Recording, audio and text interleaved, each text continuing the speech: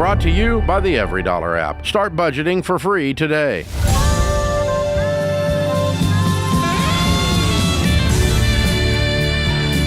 This is the Ramsey Show. Thrilled to have you with us. We're here to help you win in your life. We're taking your calls, walking you through practical steps so that you have some hope and some action items.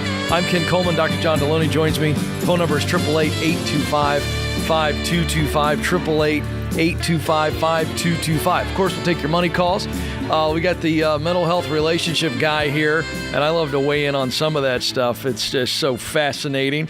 So where are you struggling in that area, and how's that affecting some of the money things that are going on in your life? And then I'm the income guy, winning at work. Let's get better so our paycheck gets bigger. That's my whole theme, and so that gets you through the baby steps faster. So you've got the options today. We're happy to talk with you about your life, whatever the situation is. Are you ready to go, good sir? Let's sing and dance, Ken. Sing it. Okay, great. I'm down for it. I'll do the singing. I can't dance. I'm an incredible dancer. You got good rhythm? No, I'm terrible. Yeah, I've never seen you dance. It's very intentional. Yeah, I'm terrible. I mean, I'm really bad. I don't know what the deal is. I'm embarrassing. Yeah. I can catch a ball, throw a ball. I feel bad. I feel bad for my wife. Yeah, me too. I just see a guy kind of glide through a room and just think, I'm sorry, honey. Which is why I watched Dancing with the Stars for years, because I felt so bad for Stacy that I couldn't dance that I caved in and watched that. You just gave that to her. Atrocity. Here's what this looks like, honey. Sorry. Sorry I can't do it, but I'll watch other guys do it. It's kind of one of those deals. All right, we're going to have some fun today. We always do. Let's get it started in San Diego, California. And Julie, how can we help? Hi guys. I've watched a few segments of your Ramsey show and heard a few things about other individuals who have a similar situation that I do. And I'm in a blended family, and we both have adult children. And I find that my lovely husband tends to financially support his adult children a little more so than I feel is necessary. And hey, Julie. Yeah. You're super talking around this with my lovely husband, who's just a little bit more than. Just be as honest as you can. Sure. Well, he. I don't agree with the situation right now that his decision on or his lack of a decision. He's not sure what he wants to do.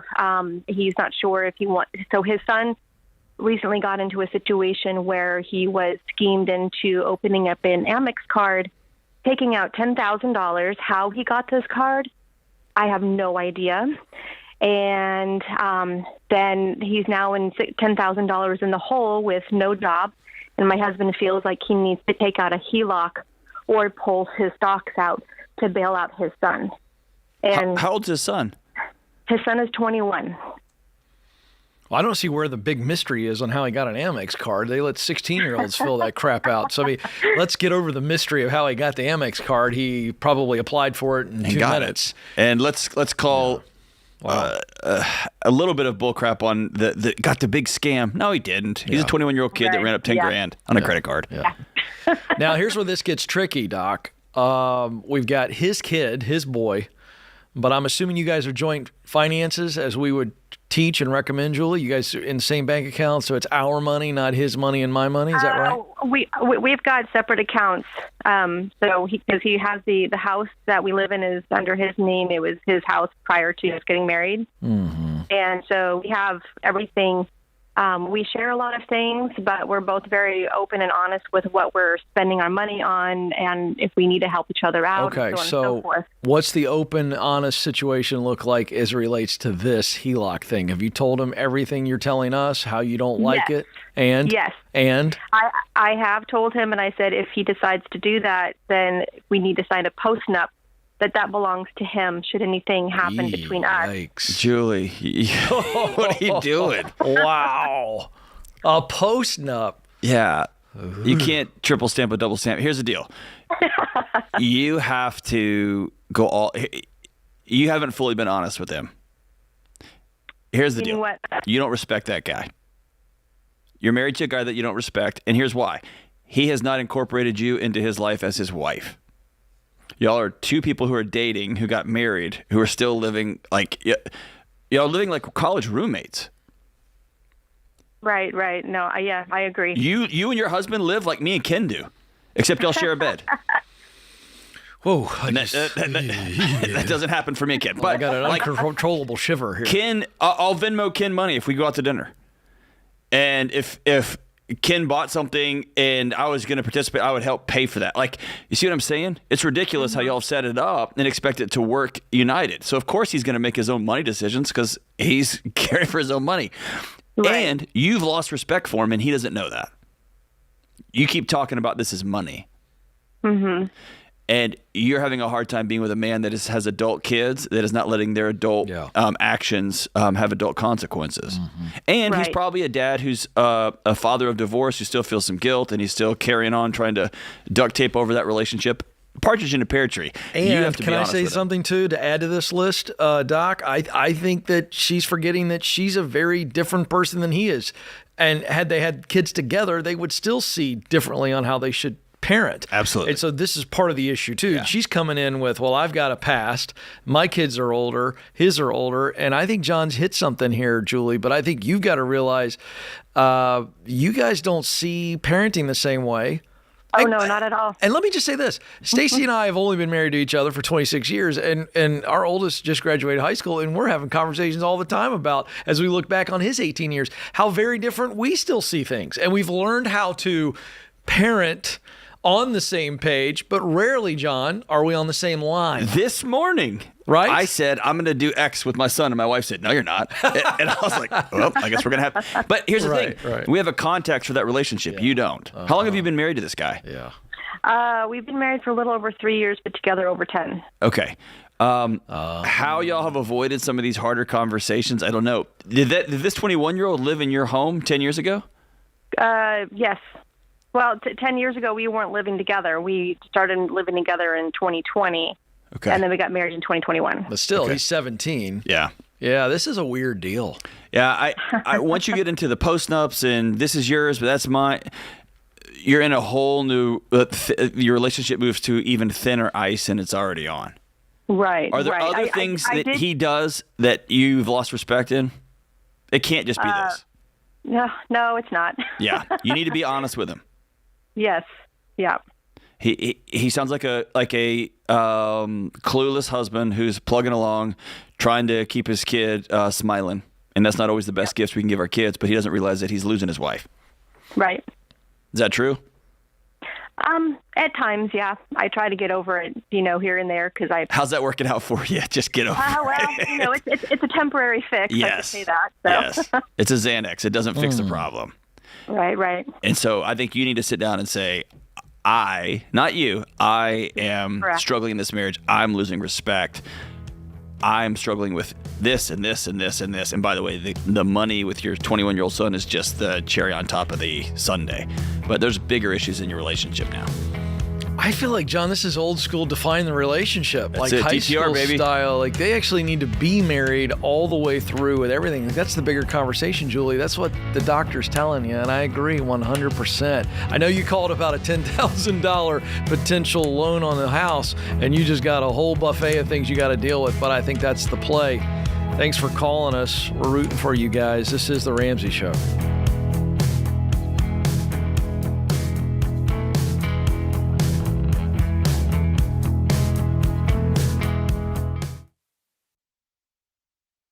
You've been gazelle intense, you've eaten more beans and rice than you knew existed, and now you're ready to make your biggest investment better. Blinds.com is a great way to dress up a room or your entire home. Whether you're comfortable with do-it-yourself projects or you don't even know what a Phillips head screwdriver is, well, trust Blinds.com to take care of you like Ramsey would. You can do the measuring and installation yourself, or you can let Blinds.com's professionals handle everything for you. Blinds.com offers a completely hassle-free experience.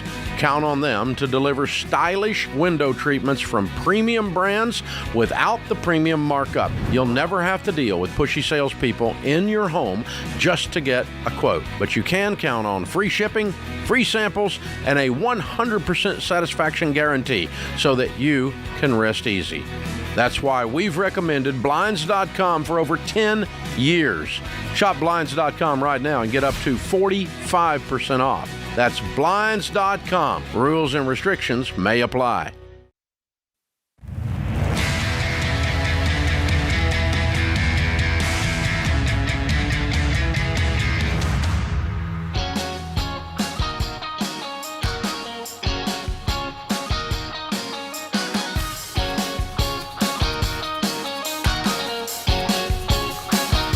The Ramsey Show rolls on. I'm Ken Coleman. Dr. John Delony joins me. We're here to help you win in your money, in your relationships, and in your work. If you are losing in any one of those areas, even if you're just holding steady, just not really growing, it's going to begin to affect all of those other areas. That's why we focus on those in the Ramsey Show and in our Ramsey Solutions company and all we do. So we want to help you win today. 888-825-5225. Arlington, Virginia. Joe is there. Joe, how can we help?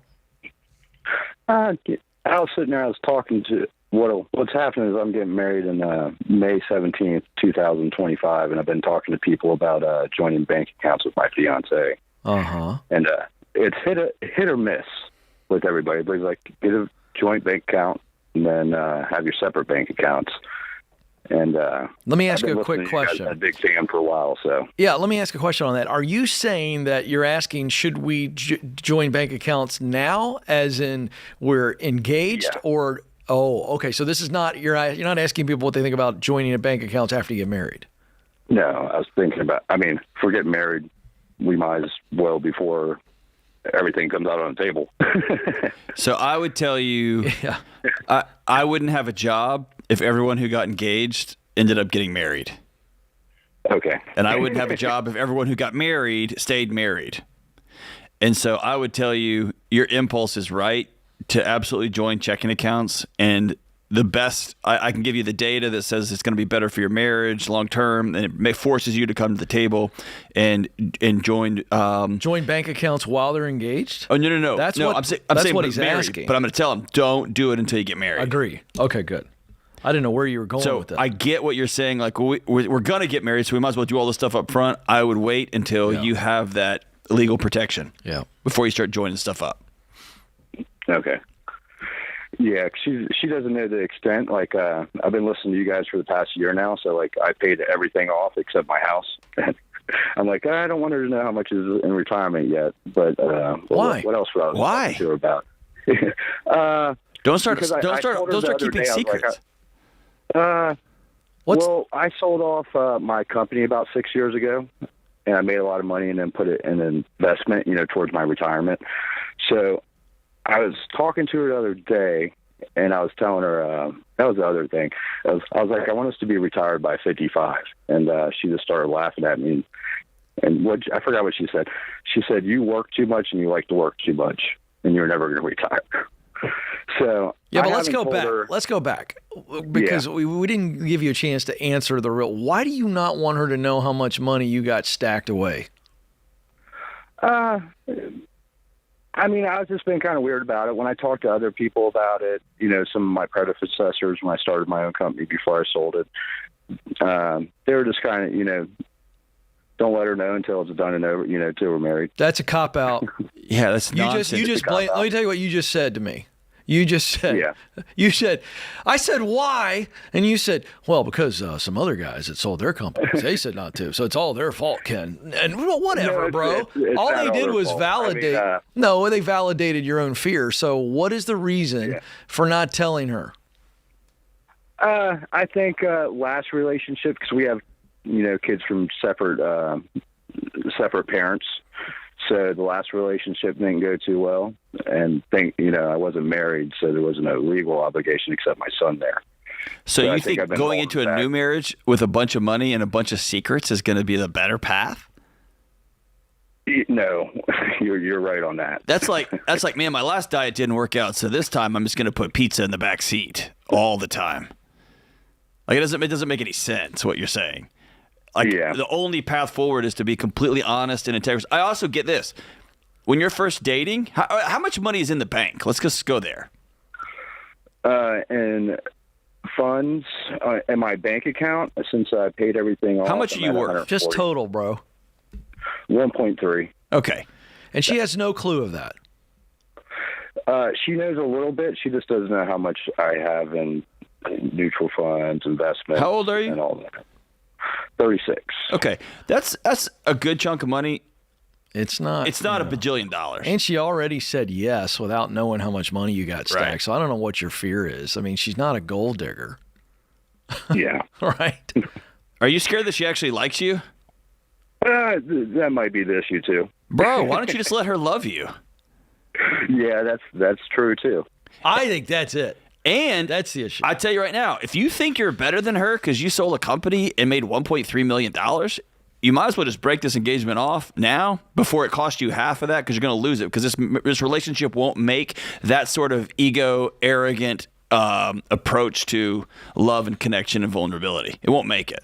Yeah. I just, I know I love her, or I would never propose to her, because I've never proposed to anybody. Okay. I mean, I do know that, and I definitely know I'm not better than her. She's a way better person than me, but, Well, we knew that without even meeting her.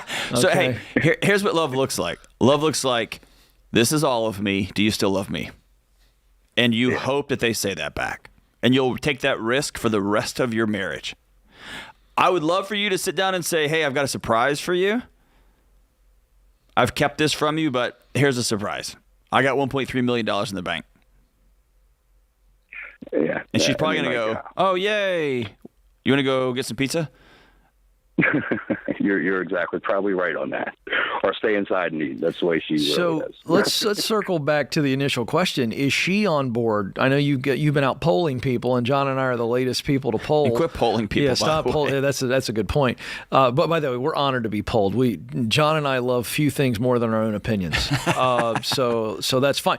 But where's she at on joining finances? Is she there, and you guys were just getting other people's takes, or are you guys on different sides of the page? So we both are there. Okay, good. And she thinks it's a great idea. The only thing she brought up to me, and we were going to talk about paying it off this week, is she had some medical debt, like $7,000. So she was scared that someone would put a freeze on the bank account. She was straight up honest with me about that. Okay. Does she have any money to pay that off? We had been working together. I definitely make the more money part, so I've been trying to, let her do her own thing. But I was more unwilling to pay it off, and she doesn't feel right with me paying it off. Neither do I. Yeah. If she's behind and it's about to go to collections and it's going to collapse some things, and you've got $50,000 in a checking account right now, I can see you helping out your fiance. But if she's paying bills, every time I asked her about it, she was, no, I want to pay it off myself. okay, Then honor that. yeah. And here's the deal. If for some reason, Joe, she doesn't get it paid off, but she's trying, and you guys get married, then it's a we thing, and then you can do what John's saying. You paid off that day. You stroke the check. Yeah. Right? So get out of your head. I think the theme of this call is get out of your head and just kind of live inside your heart here on this deal. And you've somehow convinced a woman who's a great woman with poor judgment to say yes to you. And you're probably right. I know I'm right. Well, That's hey, my Joe, situation. Let me tell you this. There's some research on this. It's called choice psychology. Yes. Essentially, our brains cannot process. Go to the supermarket next time and go by the salad dressing aisle. Your brain cannot process 119 versions of ranch. So whichever one you buy, you will have buyer's remorse. I should have got the other one. I should have got the other one. And we can't absorb that many choices. Why am I telling you that? You are a guy who is smart. You're driven. You do well in business. You've done well in love with this woman. And you don't trust you. So you ask everyone's opinion on everything from a cup of coffee to a business deal to a marriage, right? Mm-hmm. Yeah, I do. And you ask so many opinions that no matter what you do, your brain is like, oh, you should have done the other one. You should have done the other one. Are you right? Is this good? I don't think it's good.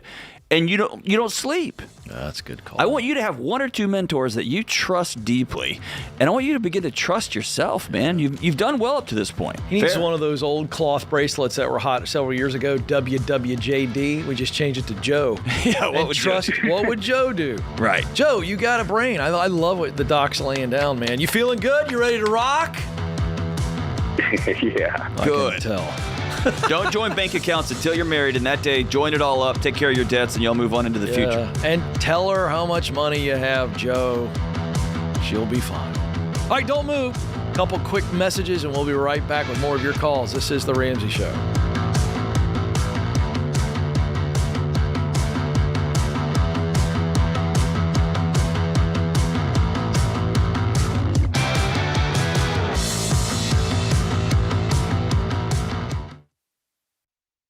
Statistics show that half of Americans don't have enough life insurance, or they don't have any at all. I don't understand this, John.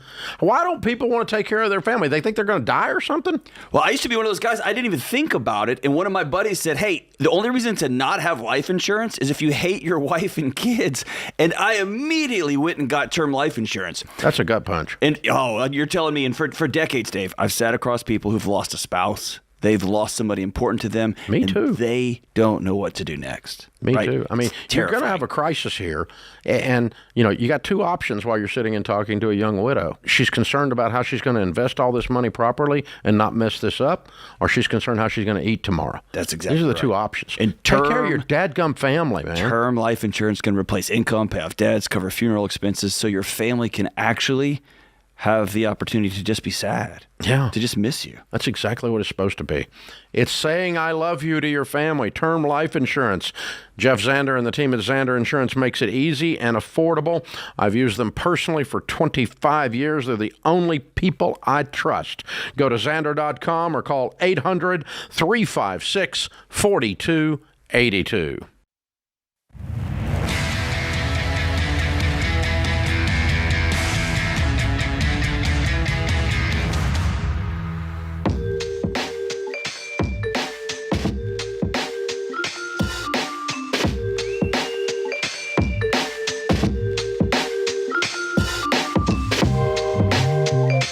Welcome back to The Ramsey Show. So how many of you out there are feeling like you got to stay on the sidelines in this whole real estate situation? You're looking at rates and you're going, should we sell? Should we list and sell our house? Or is it time for us to jump in and buy? And that's a legitimate question in today's real estate market. And the answer is you need a Ramsey trusted agent to help you make that decision. Whether you're selling or buying, they're going to help you stay on track with your financial goals. They understand what we teach, and they understand the market locally. They've got a lot of experience, and you can trust them. So make sure you take advantage of this experience. These are Ramsey trusted real estate agents. You can talk to them, meet with them, find the right one, the right fit, and you can find one for free. All you got to do is go to RamseySolutions.com/agent, RamseySolutions.com/agent. All right, Alfred is up next in Yakima, Washington, one of my favorite places to say. Alfred, how are you? Better than I deserve. Thank you. Oh, there we go. We got a Ramsey Solutions, Ramsey Show fan there. So why are you so good that you had to call us today? What can we help with? Well, life is good. Debt is bad. Yes. So I am currently in baby step 2, the snowball, my consumer debt, car debt. Then I have about $88,000 in student loan debt spread out over 13 different loans. How much in consumer debt do you have? Let's go back a step. Consumer debt, about $7,500. And what is that in? Various credit cards. Okay, keep going. And then I have a new vehicle we got earlier this year that's $26,000. Okay. I do plan on having the consumer debt paid off by the end of the year. Okay. The student loans are currently in income-based repayment. Mm-hmm. Those are on pause at the moment. Okay. I don't have a payment on those. What's this vehicle? It's a Suburban. We were blessed. We have a baby coming next month. Mm-hmm. So we needed to upgrade in a vehicle. From what to a Suburban? What did you have before? We had a truck. Is this first baby, second baby, third baby? What are we talking about? Fourth baby. Oh. After many years of our other children, the youngest is 8. Okay. Did you put any money down on the Suburban? We did. So what kind of equity is in the car? If you paid 26, what's it worth and what do you owe? Well, you owe 26, right? I'm sorry. You owe 26 on the vehicle. So what's it worth? Yeah, it's probably worth 28. Okay, so you're not much equity. Okay. All right, how can we help? What's the question? So I've got the car and the snowball and the consumer debt kind of at grasp, but these 13 different student loans is just makes me want to jump out of my skin when I sit down and look at those numbers. Well, the number's the number. Whether you got 13, 23, 300 loans, the number's the number, and the number you need to focus on is the 88,000. So even though it's spread out over the 13, and you got this income repayment plan. I actually like it spread out over 13 because it gives you a bunch of small digestible. wins. But either way, my point is you've got to knock them all out. So I don't know what's paralyzing you there. I guess just the fear of seeing the 13 different ones. So I guess maybe I should look at it as like consumer debt. Go the smallest to largest on those. That's it. Yeah, it's a snowball. Exactly. Okay. And I mean, that's the reason the snowball exists that way, because most people look at, like, they'll do interest rates. And this is why most people fail paying off their debts. They look at interest rates. The student loans might have the lowest, and they'll have an $88,000 hill to climb. Yeah. They'll put $3,000, and then they'll have given $6,000 of their life away, and that's to still have an 8 in front, right? It'll still be $80,000, and you're like, this stinks. I'm done with this. Versus you have 13 loans with $3,000, pay off the first one. Yeah. Okay. What's your lowest? Let's just walk through this. Give me the lowest number on the 13 loans. Let's round it up to 2,400. All right, so that's your first one. So you think, oh, well, I'm going after the $7,500 in credit cards. Well, I'm sorry, and those credit cards are spread out too. How many credit cards do you have? 6. Okay. Yeah, this is a snowball. This is very simple. It's a spreadsheet. It's a spreadsheet or a whiteboard or a piece of paper, and we go smallest loan to largest loan. Can I tell you what I want you to do? I want you to do what me and my wife did. We got one of those. We got a bunch of construction paper like children, and we cut them into. We made a paper chain, and we hung it in our bedroom. I hung it in my bedroom. She was not a huge fan of that, but I just need you to see it every day. And you're going to have 7 credit card debts. You're going to have 13 student loans. You have 20 links on that chain, plus your car. And I want you to pay one off, and you're going to tear one down. And suddenly you're going to have 19. You're going to pay off another one 2 months later, and you're going to have 18. And you're going to start knocking these things out, and you'll see a lot of progress, and you'll start feeling good about yourself. Right now, it just feels like a huge jumbled mess in your head, right? Mm-hmm. Yes, it does. Yeah, get it out of your head and get it on paper and look at it and say, okay, I got 20 of these little things. They get smaller, they get small, and they get bigger. Yeah. But we're going to get the small ones down. And you're going to have 2 or 3 left, and they're big, and they're going to suck, and you're going to get them knocked out. What's your income, and what do you do? I'm a delivery driver. I make $22 an hour, 40 hours a week. Is your wife working outside of the home? No. Well, she was starting to start a new career. Then the baby surprised us, and at the moment, she's not. Okay. Well, the only thing I'm going to add to this equation is you need more income. And you're only working 40 hours a week, and I understand your wife is pregnant, and that's a conversation between you two on that deal. But I know if I was you, I'd be driving, or I'd be doing something else to the tune of 22 or more dollars an hour, and let's double my income. Because if I double my income, I double the rate at which I'm paying off these loans. Make sense? Yes, it does. And here's the deal. John gave you a great prescription here on the chain, the piece of paper, however you want to do it. But you got to get some more income right now, and you work as many hours as you possibly can, physically, emotionally, and relationally, what your responsibilities are with the kids. But you can do more, and you need to be doing more. And I mean like right away. Right. Because more relief comes when you start knocking those debts off, and every time you start kind of moving those payments, rolling those payments over, and the bigger the payment gets as I knock off each smaller debt, and all of a sudden I look up 6 months, 12 months from now, and I'm making some serious progress. But it's income at this point.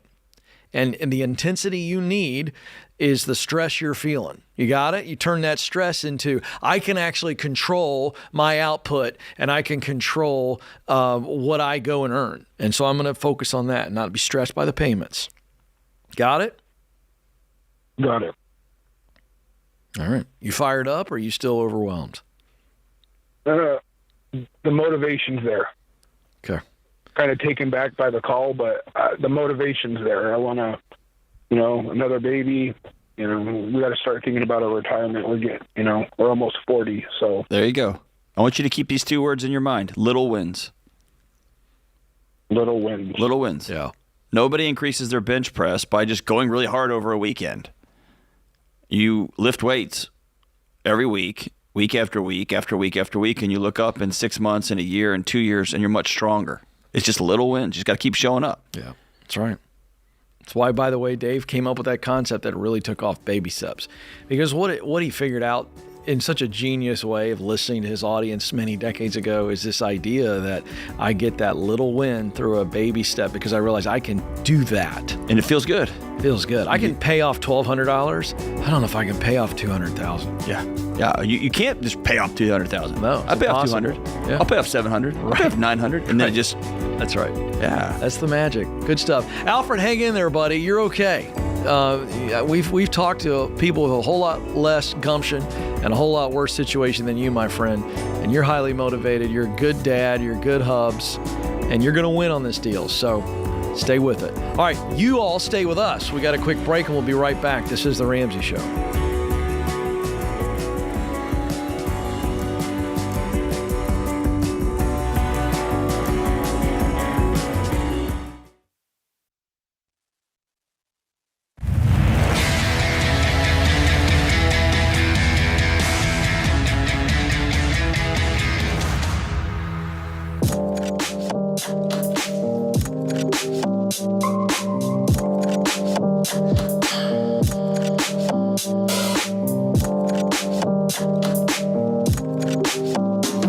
Welcome back to The Ramsey Show. We are here for you to help you win financially, relationally, professionally.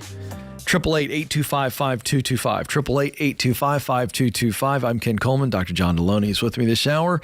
Clinton is going to join us now in the Motor City, Detroit, Michigan. Clinton, how can we help today? Thanks for having me on. You bet. I am currently $982K in debt. Whoa. I got 2 mortgages on that, which makes up the large percentage of that, but it is still roughly about $100K in consumer debt. And I'm curious if there is a recommendation about selling the rental property. It kind of makes me nervous due to the fact that we moved and we own a different house in a different state. Yeah. And I'm renting that out. Okay, so give us the details. So let's stop right here so we know what we're dealing with. So you are in the Detroit area. Where is the rental house? How much do you owe on it, and how much could you sell it for today? I need those 3 answers. Okay, it's Seattle, 0475. Okay. And I believe I'm seeing other things go up for $700K, and so I'll be conservative and say I could probably easily sell it for $650. All right, I like that number, $650. Okay, and you owe $475 on it. And so your question to us is, should I sell it and take the profit from that and put it to my debt? Yeah, I may be able to make it out of that sale, and straight into baby step 4. I think that might even give me enough for my savings and to pay off the rest of my. I would hang up with us right now. Yeah, why are you calling call us? A realtor in Seattle and have that house listed within the next 30 minutes if I could.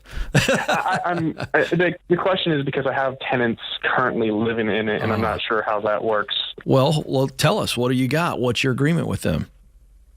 Well, we have a 12-month agreement that started on April 1st. April 1st, I believe, just off the top of my head.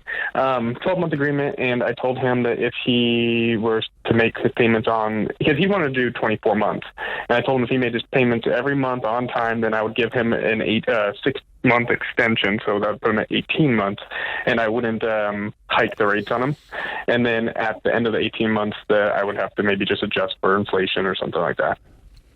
I think you got to figure out what Washington's rules are on tenant law, and are you allowed to sell the property even though it's under contract, and how much notice you have to give them, things like that. It's worth paying a lawyer, somebody who knows what they're doing, because things change. And I totally get the conviction here to not do these people wrong, but I think there's a middle ground here. I don't think just, let's say that you find out that you can just willy-nilly sell it. Probably can't in Washington State. My guess is they've got some protections there. But if you can come to a man-to-man agreement, kind of a, hey, here's where I'm sitting, and I know that, and I think there's always the law, and then there's a civil conversation. The right thing to do, yeah. And I would try both. See what your options are legally, but still be. And by the way, you're a good person. That's why you called. So I'm not worried about you, doing something wrong to these folks. But outside of that, once you know your legal options, and if you have an option to shorten the term of this deal and get out of it so you can sell the home, you can still be kind and sit down with them and try to figure it out. John, you got something? Yeah, this is just me looking at a quick look on the internet. It says to sell a rental property with tenants in it in the state of Washington, you can wait for the tenant's lease to expire or negotiate with a tenant regarding early move out. So there's your option, looks like. So maybe you give them, say, hey, I'll give you a free month, but we're going to need to cut this thing short because I got to sell this property. My finances aren't what I thought they were here in my new town. Yeah. Or you honor your 12-month agreement and you learn a long, harrowing, frustrating lesson. Yeah. And hopefully this is a good tenant, it's a good person, a character, and they pay every month. Yeah. And then when it's over, you don't extend the lease and you sell the property. I know it's a ignorant thing to say, but I do trust the tenant will pay because he seems like a good tenant that I have in there now. Another option was possibly a lease option where I get a large chunk change down now to lock in the price at a later date. And then, so that way the big chunk of change helps me pay off the debt. And then, can I just interrupt you? Yes. You've tried to do these little whoop-de-doos and rigamaroos, and that's what got you in this exact situation. Just don't get cute with it. Just let the lease roll out or negotiate with the guy and then sell the property when it's free and clear. Yeah. But if you do a lease with a big chunk down and then I'm going to do this, I'm going to triple stamp a double stamp, I'm going to slap it up, flip it, and reverse it. Like you're going to do all these things and you're going to find yourself in another weird situation where you owe $1 million, dude. Yeah. Are you really tight as it relates to your margin right now, and that's why we're doing this, or can you make some momentum, keep going on the snowball while we're waiting to figure out the sale of this property? What's your situation? We're not tight. It is, we make $250 a year. So my point is, you can still make progress, and what John and I want you to know is you need to be attacking the debt while we're figuring out. Don't just put it on cruise control and wait for the sale of this house to make everything clean. Make sense? Yeah, I was watching a different podcast and I saw Dave Ramsey on there, the Theo Vaughn podcast, and that convinced me to sell my truck. So good for you. Wow. Way to go. Yeah. So I'm still waiting for the check to clear, but that's an extra $21,000 I'm able to drop down on the debt. So then you got it. You're on this, man. Thanks for the call. By the way, I'm going to highly recommend, since Rachel Cruz is in the kids book thing now, you should, after the whoop-de-doos and rigamaroos, I feel like that's your next installment. It's kind of your own Dr. Seuss and the line. kangaroos, that's right. Whoop-de-doos and rigamaroos. Ken the kangaroo. If I could have a title character, I would really appreciate it. I'm going to roll with Ken the kangaroo and the rigamaroos. I love it. It's going to be obnoxious, insane, financial hula hoops people find themselves in. It had a ring to it. I wanted to call that out. We'll see. We'll put it on the table for John's next few product lines. All right, good hour. Dr. John Delony, thanks for hanging. And I want to thank James Childs, our fearless leader, and the merry band of folks behind the glass for keeping us on the air. I got to take a break. This is The Ramsey Show.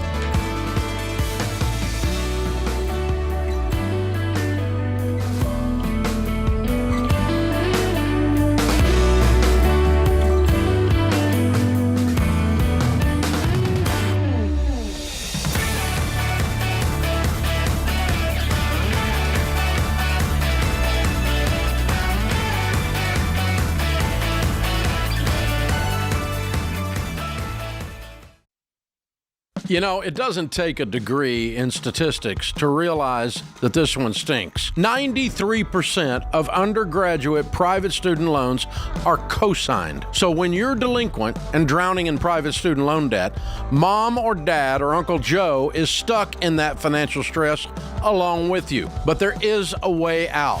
Why Refi? Why Refi offers a custom refinancing option with a fixed rate loan based on your ability to pay. And the average interest rate Why Refi offers is 3.9%, which can significantly reduce your monthly payment and decrease your total cost. Why Refi refinances your defaulted private student loans that other places won't touch. And I trust them to help you get out of debt. So don't be another statistic in the student loan swamp. Contact Why Refi at 844-2-RAMSEY or go to whyrefi.com/Ramsey. That's 844-2-RAMSEY or the letter Y, then REFY.com/Ramsey.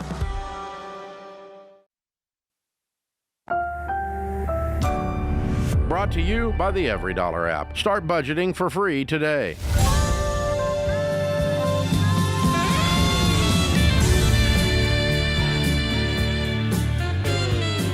This is the Ramsey Show, where we help you win in life. We want to help you win in your money, win in your relationships, and win in your work. If you're winning in those areas, you've got a shot at having that freedom that you long for. 888-825-5225 is the phone number. 888-825-5225. I'm Ken Coleman. Dr. John Delony joins me this hour, and we get to the phone. Salt Lake City, Utah is where Aaron joins us. Aaron, how can we help? Hey, John. Hey, Ken. How are you? I am looking for permission to build a second home in the mountains. My wife and I have been super intentional for over a decade, and I think we're in a position to do it, to pay cash. We're debt-free, and I think we just need mental and emotional permission to do this. Well, we can't give you that. We can walk through the decision-making process. So did I hear you say you've got the money set aside right now to build this house cash? Correct. Okay. Do you have any other debt? No. Okay. What's your net worth? 3.9. And how much is this house going to cost? 1.2. Yeah. I would meet with a builder tomorrow. I know. I don't see. Is there some fear or is this doubt? I mean, what is the holdup with the two of you? And are you both on the same page on this as to we need permission? What is it specifically? We're both savers, Yeah. I think. And, it's been a long road to get to this point. It's a dream we both have. We both want to do it. We just don't want to be, stupid at this point. Yeah, but what evidence do the two of you have that this purchase is stupid? Not a lot, which is why we're going forward with it. I guess. Okay. So I was going to say not a lot. I was like, I'd love to know what's on the list. Yeah, I would tell you the thing we can give you permission to do is sometimes you have a dream and a goal of something for 5 years, 10 years, and you get there and you realize that life has shifted. And so you have permission, even after dreaming and hustling for this for a decade, you have our permission to not do it.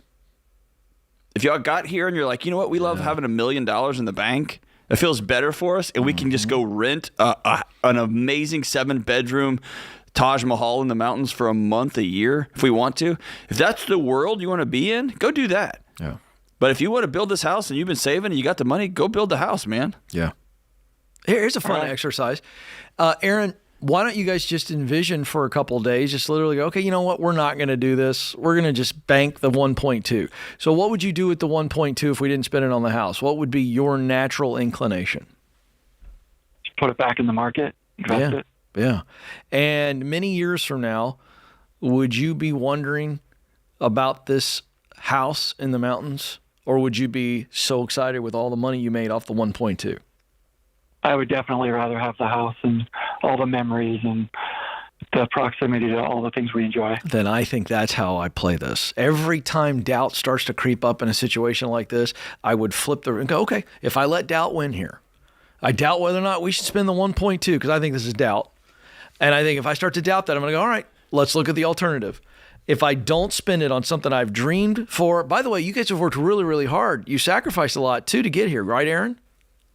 Yeah, for sure. So then I think you have two conclusions. We worked hard, we saved, we got 1.2, and we did it because we wanted this dream house in the mountains. Nah, we changed our mind. We just did all that because we want to stick it in the mutual fund and count our money over the next 10, 15 years. It's ludicrous. My partner's laughing over here. But I do think that is the choice. And I think if you begin to make it that clear choice, I think all of a sudden you go, what am I talking about? Why am I calling these two clowns? I need to build this house. And can I tell you, I'm a nervous spender too. Okay. Can I tell you how I make this decision? This is not a Ramsey thing. This is not a math thing. This is a Delony get out of jail card. Okay. Let's say you build this house for $1.2 million. And that tells me it's going to be a pretty amazing house in the mountains of Salt Lake City, right? Yeah. And let's say the market implodes. And this house is only worth half, and you sell it. You're forced to sell it someday. You're still getting $600,000. Nobody's going to starve. You see what I'm saying? And you got the memories to boot with it. Yeah, it's definitely not a financial thing. There you go. Good. Kind of an emotional, like you said, we worked so hard to get to this point. Yeah. We just Did you grow up with not a lot? I would say middle to lower. Okay. Because sometimes second homes are for those people, and we're not those people. Yeah. Or $1 million properties, those kind of people buy $1 million properties, not us. Yeah. And sometimes we have these limiting identities that we tag ourselves with that make it hard to enjoy blessings and make it hard to be generous and make it hard to do things that make mathematical sense for us. I got another question on this, John. Is there some type of psychology condition where this is the first big giant, this is the first purchase that's this big for them, I'm guessing. Is that right, Aaron? This will be the most expensive thing you've ever paid for in one month? For sure. Our primary residence we purchased for under $200K. Okay, I'm wondering, is there some just basic? It's $1 million. Right, yeah. So it's just part of this is the biggest thing ever. Yeah. He's not been there before. And Dave has helped me because I had never been there. Right. And Dave has helped me personally with sticking to the ratios. Yeah, so it's just normal. Yeah. It's normal. The point is this is very normal, Aaron, because your brain has never processed $1.2 million in the form of a purchase. That's almost 10x what you've spent before. Do you have kids? I do. You got their college funds funded? I mean, I'm trying to think of anything else that down the road you might go, oh no, I wish we had this cash. Yeah, so first two, either out of school or have full ride scholarship. The youngest is still in high school, but yeah, we're fine. Hang up the phone and tell your wife, hey, we're building a house. Absolutely. You'll have fun, man. Aaron, this is a deal where there are people that live in this YOLO world. You only live once, and they're making foolish decisions, and they are rationalizing those foolish decisions based on this. But this is the reverse. This is the chance to live a life that you can reminisce on, not regret. And I'm telling you, if you don't build this house, you will get to the end of your journey, and you will not reminisce. You will regret this. And this is why we do what we do here. This is living the dream. I mean, when people stand on that stage, John, across the way here, across the studio, it's I'm debt free. Yes, they're free from debt, but I always lock in on the free part because they're now free to pursue that notion that the Stoics made famous and Thomas Jefferson borrowed it, the pursuit of happiness. That what your pursuit's different than my pursuit. Right. And there's got to be freedom to pursue that. And that's to live in the woods by yourself if you want to, or live in your favorite cultured neighborhood that's just all whatever. I mean, the point is have a place to make memories with your family. That's it. Yeah. That's what this is about. Aaron, man, we're proud of you. Yeah. My goodness, you don't need permission at all. You don't answer to anyone. Good on you, man. Wow, fantastic stuff. That's the dream right there. By the way, it's not uniquely American. That is just the human dream we just heard. It's fantastic stuff. All right, we got to take a quick break. We'll be right back. Don't move. This is The Ramsey Show.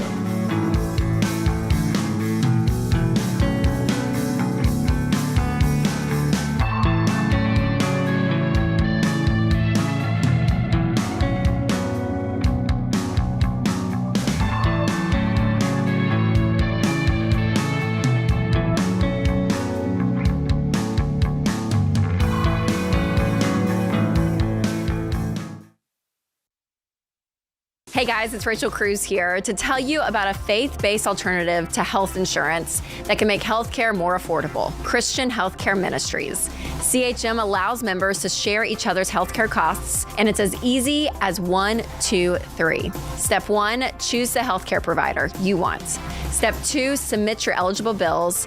And step 3, get reimbursed. CHM members take care of your eligible medical bills. With no networks and the freedom to choose your healthcare provider, CHM is the best option for Christians who want to take care of their families and help other believers. Find out more at chministries.org/budget.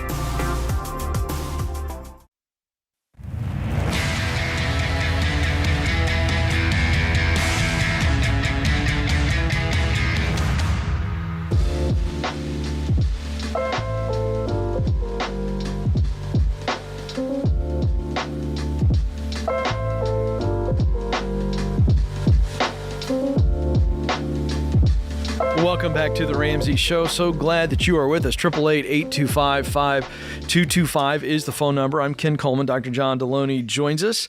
And before we get back to the phones, our question of the day comes from Liz in Alabama. Liz asks, I've been married for 3 years. My husband has a history of making large impulse buys. 2 weeks before our wedding, he bought a new pickup truck on a whim. And since then, he's made several smaller impulse buys like hunting equipment. Recently, we had a disagreement because we had started to put some money away each month to eventually purchase some land, and he approached me about buying a membership to a golf club.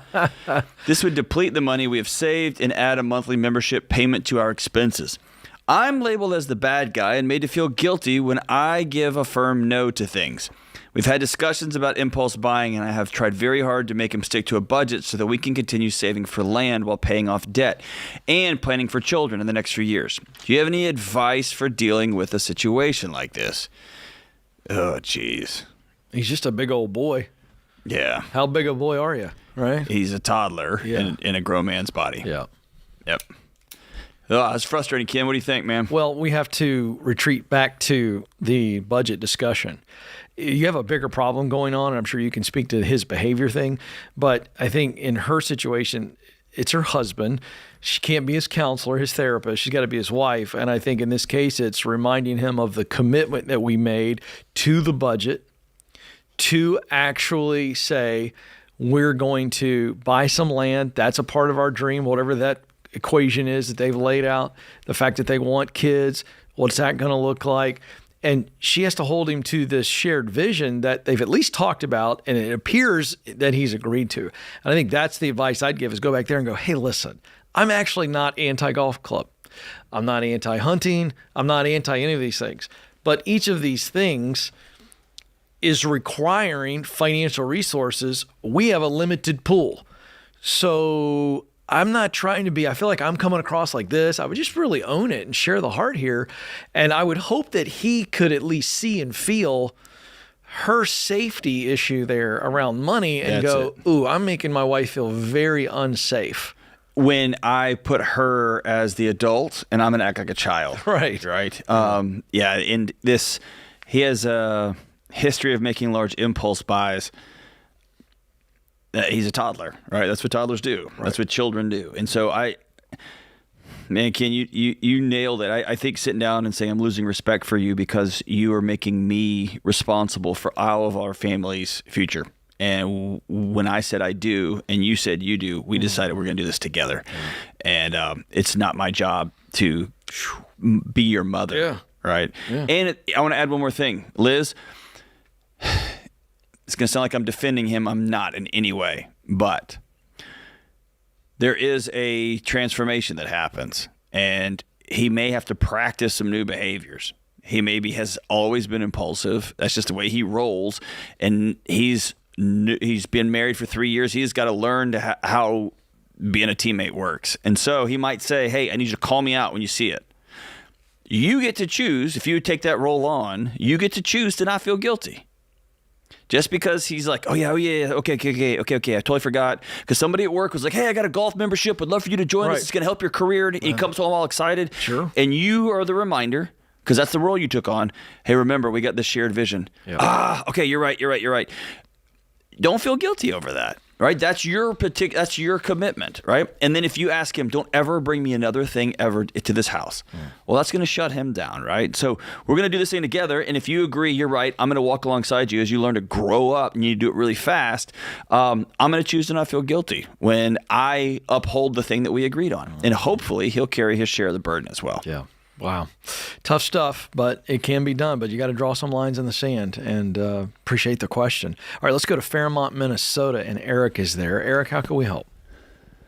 Hey, thanks. Longtime listener to the Dave Ramsey show. My wife and I are kind of in a tough spot here, and we need some advice. Big believers of Dave Ramsey's principles. To make a long story short, our son, who's 3, may be ineligible for insurance later in life based on some things we're going to have done soon. And we do have some life insurance for him now, mostly basically a burial policy. But based on some findings the doctors have found, he may be ineligible for insurance later on in life.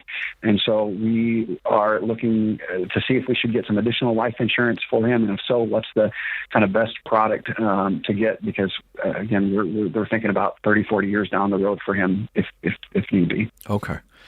So I'm sorry you're going through this.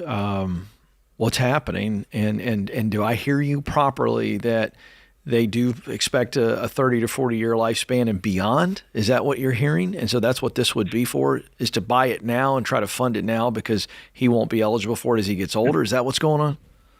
And we don't know. We don't have appointments scheduled, but we need to make some appointments to get him in to see what's going on. He basically broke his leg. They saw some spots on his bones, and they did a full body X-ray and found lots of spots, and they've said it could be one of two things. One could be 10% of chance of cancer later in life.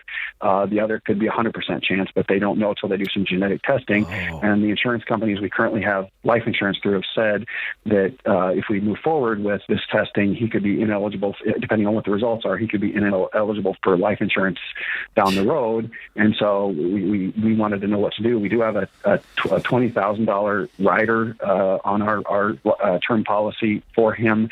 We also have a paid up whole life policy, a $15,000 policy on him. But obviously 30, 40 years from now, assuming he lives that long, is not going to be enough insurance, and he just may not be eligible. Okay. I'm going to keep my opinions on life insurance companies to myself, I'll say because it's disgusting. The very fact that what's the point of having insurance if life insurance won't actually take care of it? It's just the biggest racket. Anyway. So let me ask you this, Eric. What's the purpose of life insurance? Why do you and I have life insurance on ourselves? It's basically so that if something happens to me, it is to replace an income for my family. That's right. If they, kind of thing. So I think you have probably done what I would do and gone to DEFCON 1, worst case scenario. That's right. Because as a dad, when somebody tells you your 3-year-old may have fill in the blank, we instantly want to solve it and fix it and cover every variable as quickly as we can. And we go way into the future. And the scientific or the pathology there is called anxiety. We're trying to solve things in the future that haven't even happened yet. And so, can I speak real frank? And I would much rather be doing this in person, but can I just speak super frank? Sure. If he is given a diagnosis of 20 or 30 years and he passes away as a 20 or 30-year-old young man, he won't need life insurance. Sure. If he is given this is actually cancer and we can cure it and you're going to have a long life of 60 or 70 years old, he may need to know as a young man, I'm not eligible for this, so I'm going to have to live differently. That's right. I'm going to have to plan and save differently because this particular thing isn't going to be, but he's got a 60-year runway if he actually needs it at that point. You see what I'm saying? That's right. Yep. And practically speaking here, just jumping in real quick, Eric, you don't have to do any of this. I agree with John. But if you had the money and you had the margin, it would be better off starting a mutual fund for him now that he eventually takes over, and that's becoming self-insured. Make sense? So that if you teach this boy how to invest, how to save, stay out of debt, that to me takes care of this. Just on a practical note. And so I've worked with parents with children with special needs for my whole career. And one of the things they do early on when a young child has special needs is they say, here's how the world's going to work for you in your particular situation. And they begin teaching that way. And so what Ken just said is wise. If when your 3-year-old becomes 5 or 6 or 7 or 8 or 9, and you say, hey, here's the set of cards you were dealt. I opened a mutual fund for you, and so we're gonna start putting this much in it for the rest of your life because this is what you're gonna leave to your family down the road. That's gonna be your responsibility as your dad.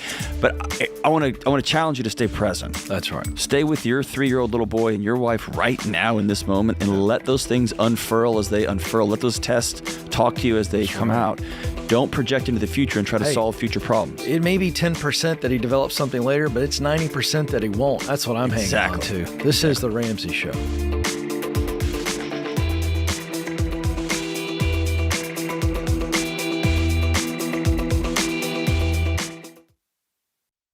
Your home is probably the biggest purchase you'll ever make. And with the real estate market like it is now, you'll need a mortgage company you can trust. That's Churchill Mortgage.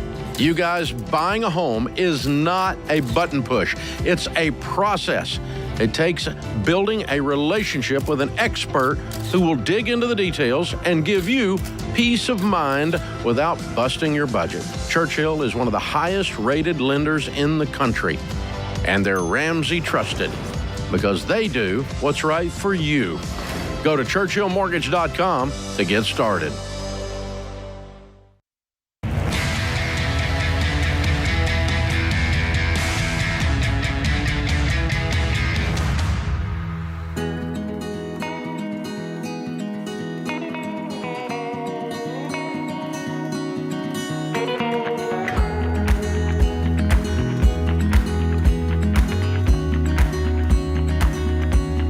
Welcome back to The Ramsey Show, where we help you win in your life. We want to help you win in your money, win in your relationships, and win in your work. 888-825-5225 is the phone number. 888-825-5225. Dr. John Delony is with me. I'm Ken Coleman, and just a fun shout out. We got a great group of people in the lobby watching the show today. You can always join us here in the lobby, watch the show. We love meeting folks from all around the country. Big contingent from Boise today, I've noticed.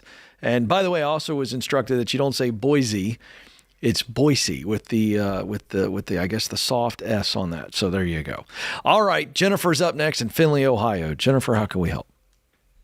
Hi, thanks for taking my call. I was just working on our baby steps. My husband and I have finished paying off our debt, but I'm wondering what happens if you're a co-signer on a loan, if that's included in your snowball, or if we can officially move on to step 3. What's the agreement you made with your kid? So it was that he was going to be paying it. And obviously we did not find all of these solutions on how not to have student loan debt before he went to school. But so it's expected that he's going to pay it.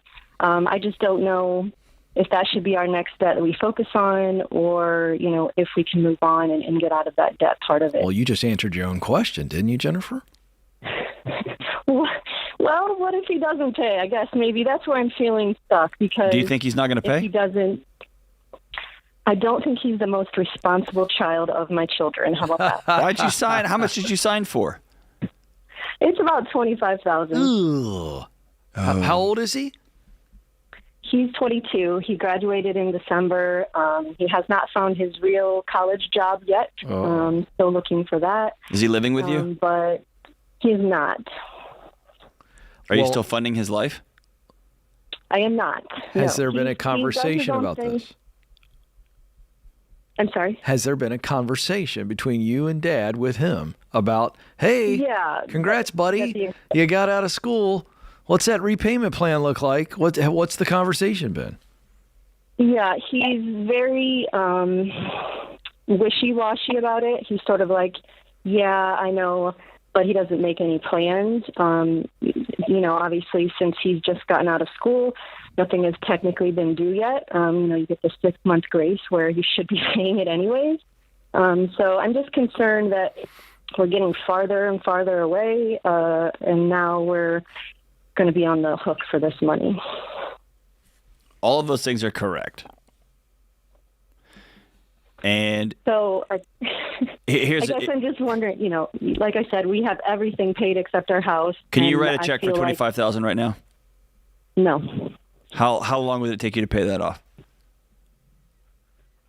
That would probably take us a while because, our income and our expenses, we're still trying to get more income. We're working on that too, but that would probably take us a while. I mean, you're right on every count.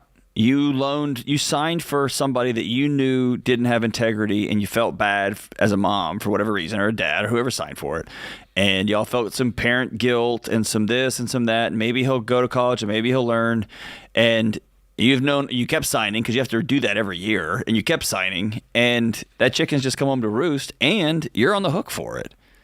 And so it's kind of both and. You can sit down and have a conversation with him and say, what's your plan? And he goes, oh, well, but you don't have a lot of skin in that game, right? Because he's an adult and he's living out in the world now. Right. And so here's what he is, as a 21-year-old, is burning his relationship with his parents, and he doesn't even realize it. He definitely takes advantage of it. I know that. But he's been taking advantage of you guys your whole life because y'all have let him. Fair?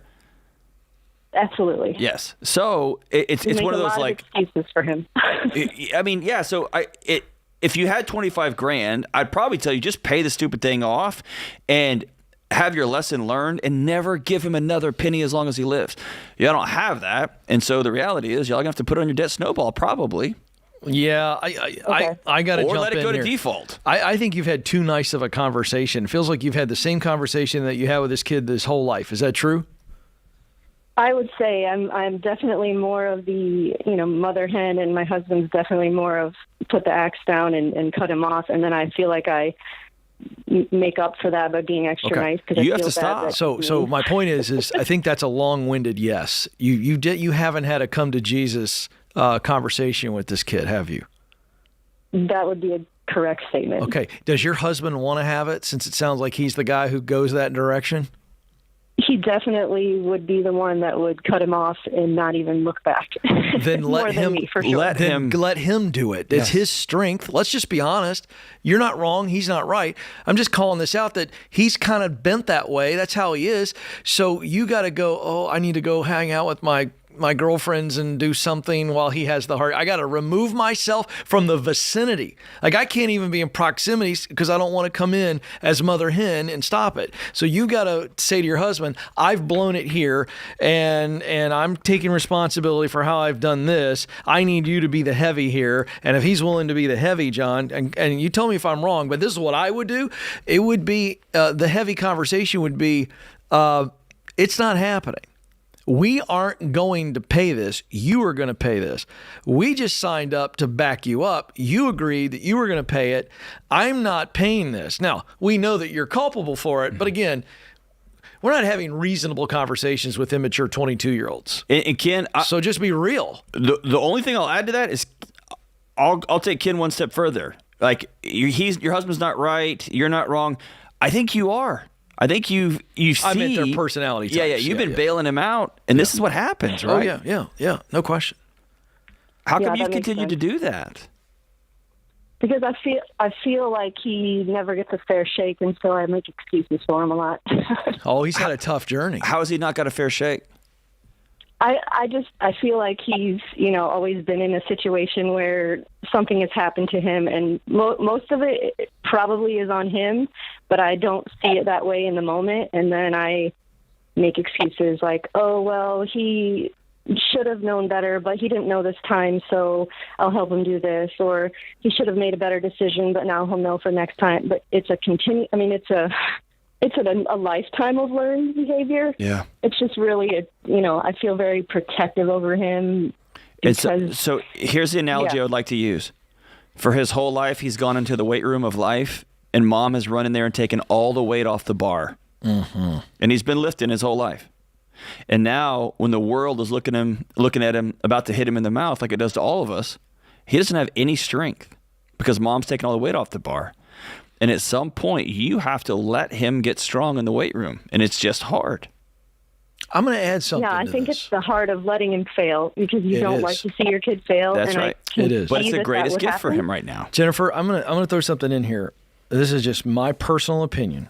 If I were you, I'm gonna amend what I said earlier. I think you both need to sit down with him, but I think you start the conversation, and I think you've got to look him in the eye and apologize for what you have done. I really think it might wake him up. I'm believing it's going to wake up. And what I mean is you apologize and say, there are many times, and you walk through as much as you want to, what you just did with John and I, and said, I did this, I did this, I did this, I did this. I bailed you out, I bailed you out. Yes. And I think you have to take responsibility and let him see the emotion, because I suspect there'll be some emotion. And I would confess that to that boy. And then I'd shut up, and I'd have your dad come in and be your husband come in and be the heavy on this deal. I think this is a bit of a confrontation. It doesn't have to be ugly. I don't mean confrontation in the emotion as much as just the stark reality. This is reality. Life changes today for you, son. Correct. Do you still pay his cell phone bill or his gas or anything like that? Cell phone, yes. Nothing else. That needs to go. That ends. That ends. Oh, yeah. 2 Band-Aids. He grows up. And I would probably give him 30 days because you've given him 21 years. So I'd give him 30 days or 60 days. And then he's on his own. He's on his own. You hate me. You don't love me. I can't believe you. No, we do love you. We love you so much. We're going to let you go. Oh, it's going to be hard, Jennifer. Maybe the hardest conversation you ever have. But I think there's breakthrough on the other side of this. But you've got to own your part to him so he knows he's not the bad guy, that this is a new way of living. Wow. This is The Ramsey Show.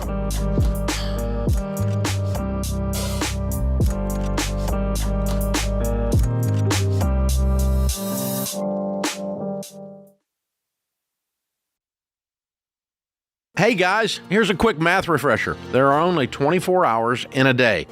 So you and your team need to streamline time-consuming tasks to focus on the activities that actually make money. Smart businesses are realizing that to reduce headaches as they scale, they need NetSuite by Oracle.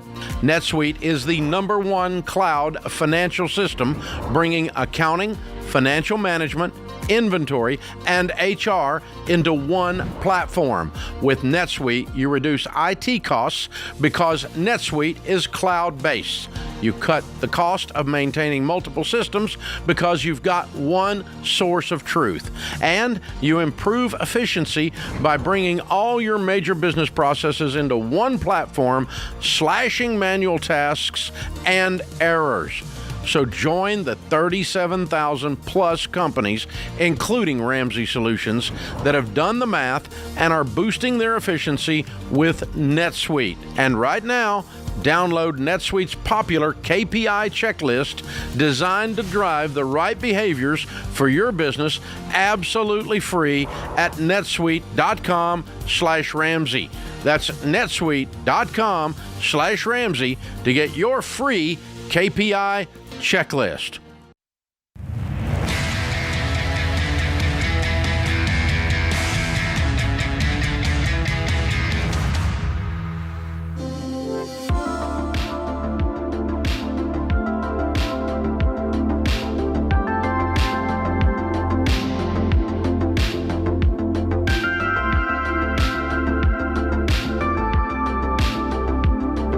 Welcome back to The Ramsey Show. I'm Ken Coleman. Dr. John Delony is with me, and we are here for you. 888-825-5225, 888-825-5225. The best way to make the most of your money is always going to be by creating and sticking to a monthly budget. It's just, as our friend John Maxwell has said, telling your money what to do. And people who win with money, they know what their money's doing and they know why it's doing it. And Every Dollar makes this very simple. It is our system. It is our product. We're proud of it because it helps so many people plan the spending, track expenses, save for what matters most to you. And it's all in an easy-to-use app that fits into your lifestyle. You can keep a pulse on spending and make progress on your money goals, no matter where you are in the baby steps. Download Every Dollar for free right now in the App Store or Google Play today. That's Every Dollar. Go get it right now. All right, let's go to Miami, Florida. Tara is there. Tara, how can we help? Hi, how are you? Thank you for taking my call. You bet. Awesome. I'm 44. I'm a single mom. I have a great career, great job. I'm just kind of drowning in debt. Tell me about the great career and job real quick. What are you making? I'm making about 95. I'm a paralegal. I work for a nationwide firm that does sexual abuse. So my job has purpose, and I do love it. Okay, great. Keep going. I just, since 2021, the market down here in South Florida has kind of gotten a little saturated, and my rent has doubled in price. Yeah. So I'm just not making do. I clear about $3,000 every 2 weeks, and my rent is $2,800. Mm-hmm. So I have an emergency fund. I have an investment account. I have obviously a 401k.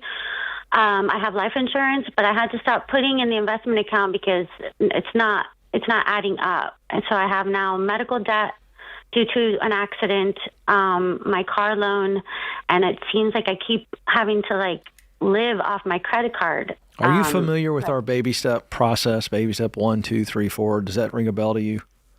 I've never taken Financial Peace University, but I am familiar with Dave Ramsey's financial way. So just want to set this real quick because it's the answer to how we start to walk you out of this. We want to walk with you.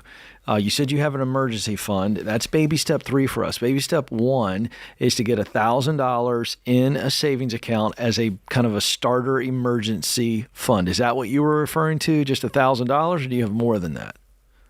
I have $2,000 in a CD. Okay, so that's what you consider your emergency fund.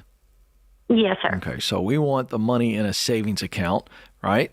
And it is $1,000. So as scary as that may seem, we want to get that $2,000 down to $1,000 in an emergency fund that is in the form of a savings account. Baby step 2 is we begin to list out all of your debts, and we go smallest to largest, and those are the ones that we attack. So in this situation, all cash that you have outside of that $1,000 is going to go to that first debt, and we begin to start to attack the debts. You with me so far?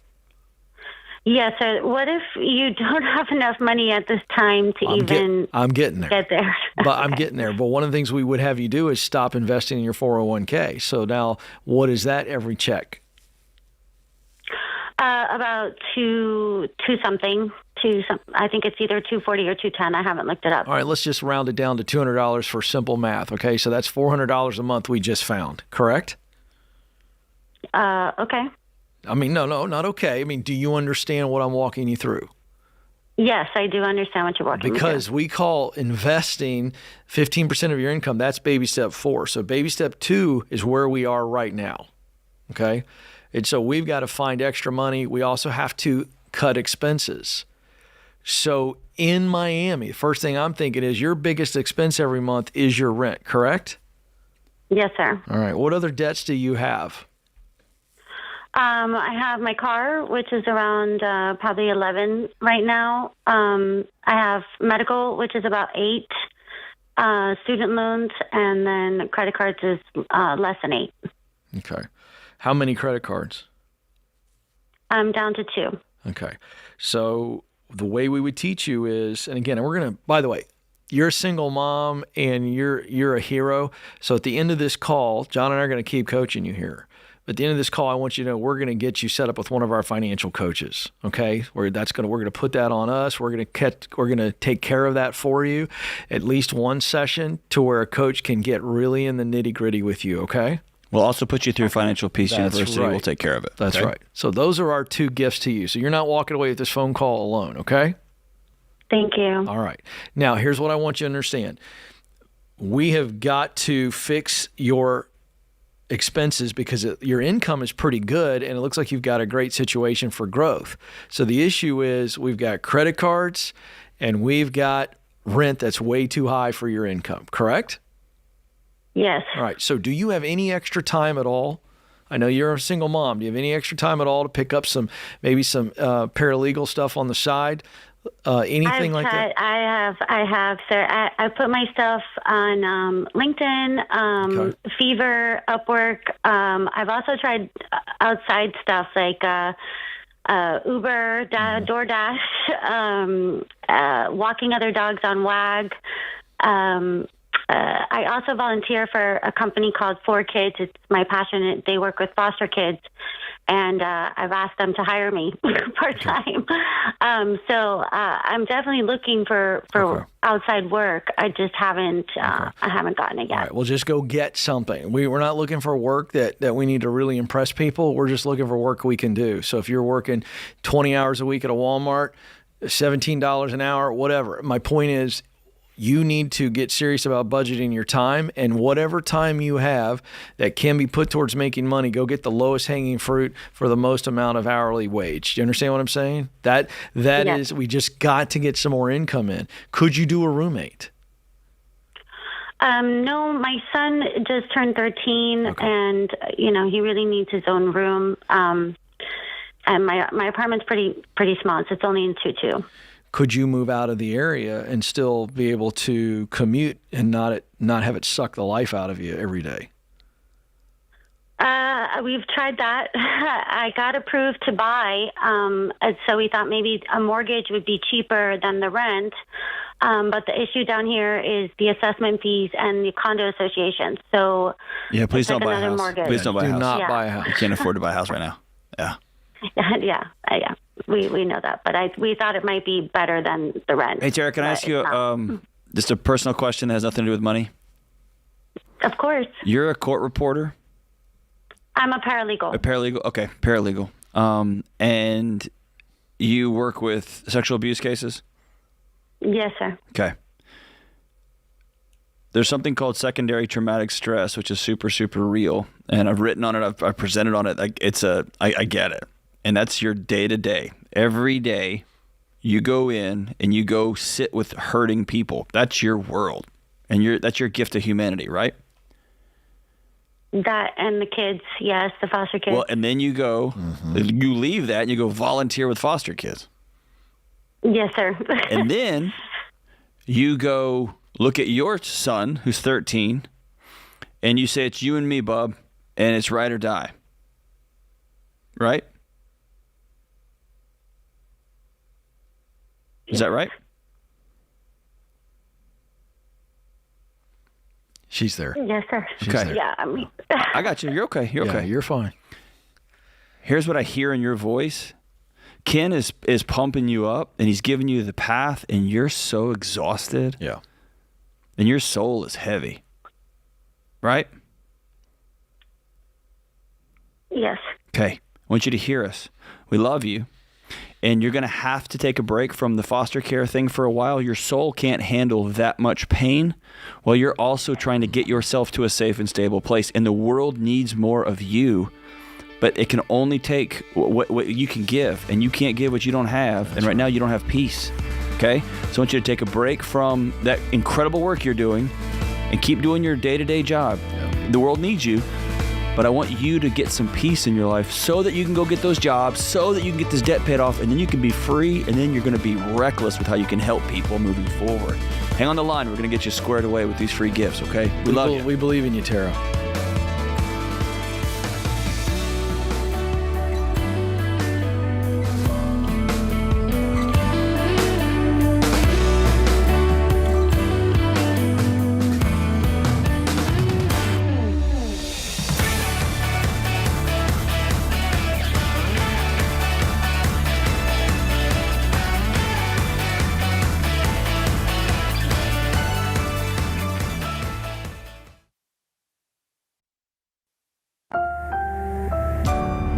Brought to you by the EveryDollar app. Start budgeting for free today.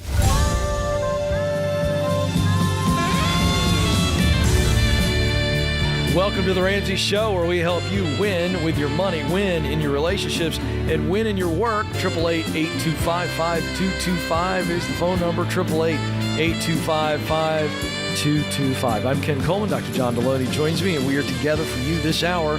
Let's get it started in Charlotte, North Carolina, where Justin has been waiting. Justin, how can we help? Hey, guys. Thanks for taking my call. You bet. I have a little bit of a career question. So my wife and I are on baby step 4, 5, 6, trying to pay off our house. We got about $250,000 left on it. I make a good income at $425,000 a year, but I was just told by my boss a couple of days ago that we're doing our second round of layoffs, and the company he could only tell me he has 9 to 12 months left.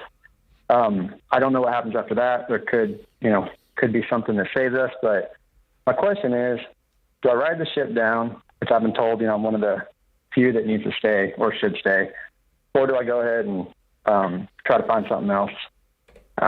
The big goal of ours is obviously pay our house off. That's our major thing. So kind of wondering, and it feels like the right thing to do to stay, to kind of help out. But what I don't want to do is shortchange our family and fall short of the goal. Okay, so let me ask a question. Did you say that your boss told you the company's got 9 to 12 months left before it's done? So he basically told me that he could, quote unquote, I'll guarantee my salary and bonus for the next 9 to 12 months without really knowing what's going to happen after that. He'll guarantee his own? No, actually, I think there's going to be quite a few cuts, and I think... I know, I'm sorry. So the boss said he could only guarantee his own salary for the next 9 to 12. No. Yeah, I asked him how much longer we have, and we're a small, tight team, and he told me he could guarantee my salary and bonus all right, for the next 9 to 12 All right, months. I'm sorry I just want to make sure I understand this. And how many people in the company? There's probably right now about 30, okay. And this next round's going to take us down to maybe half that. Okay.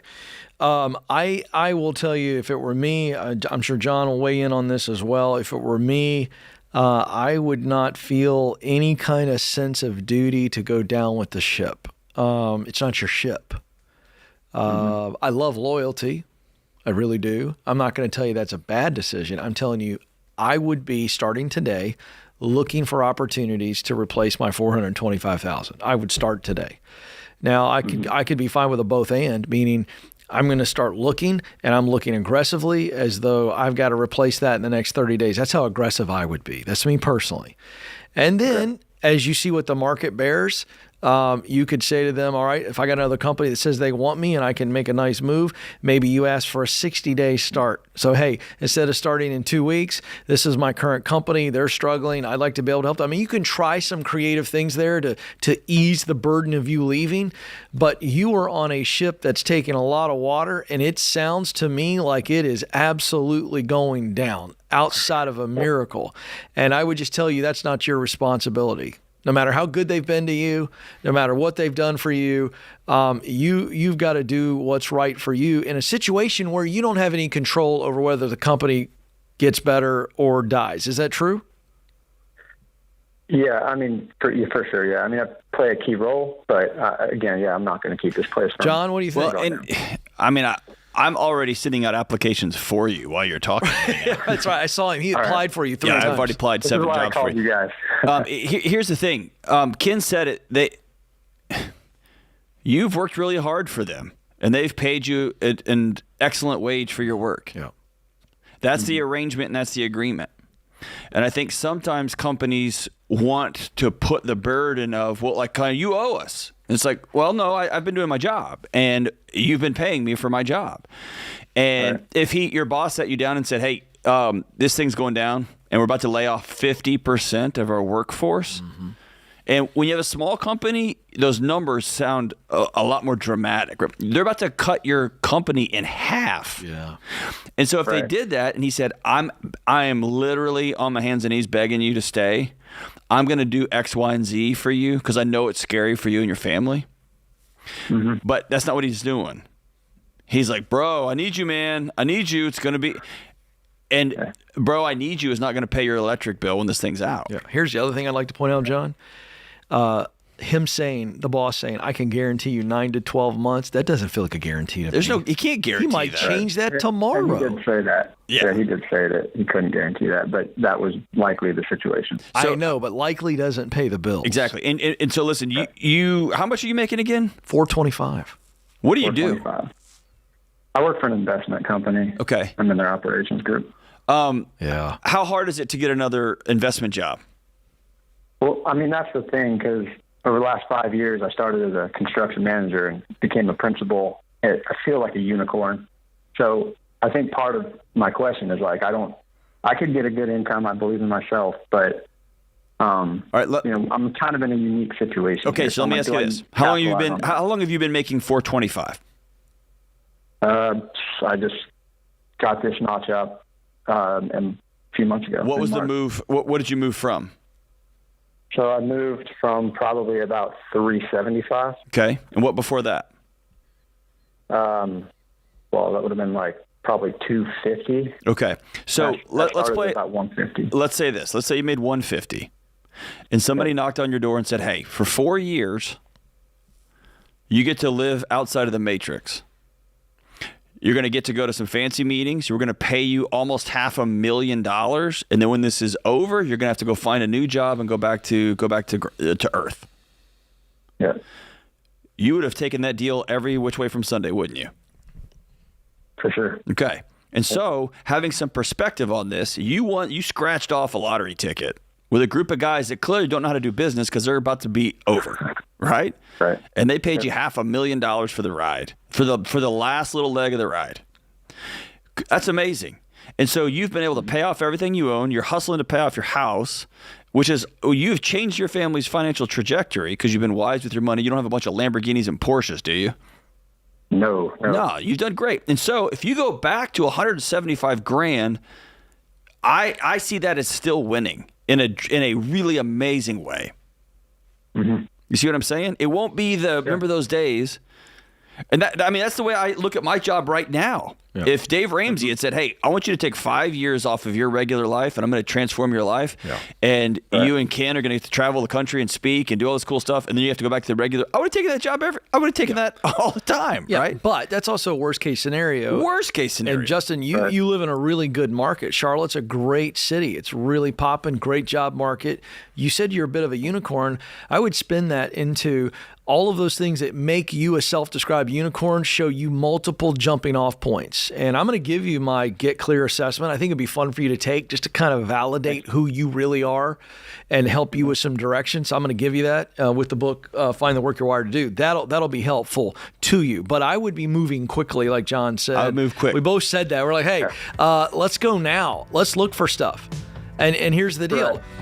If it gives you 9 more months or 6 more at that income, man, to John's point, bank it. Gravy. But man, it's time to move on. And you listen, they're doing you a favor.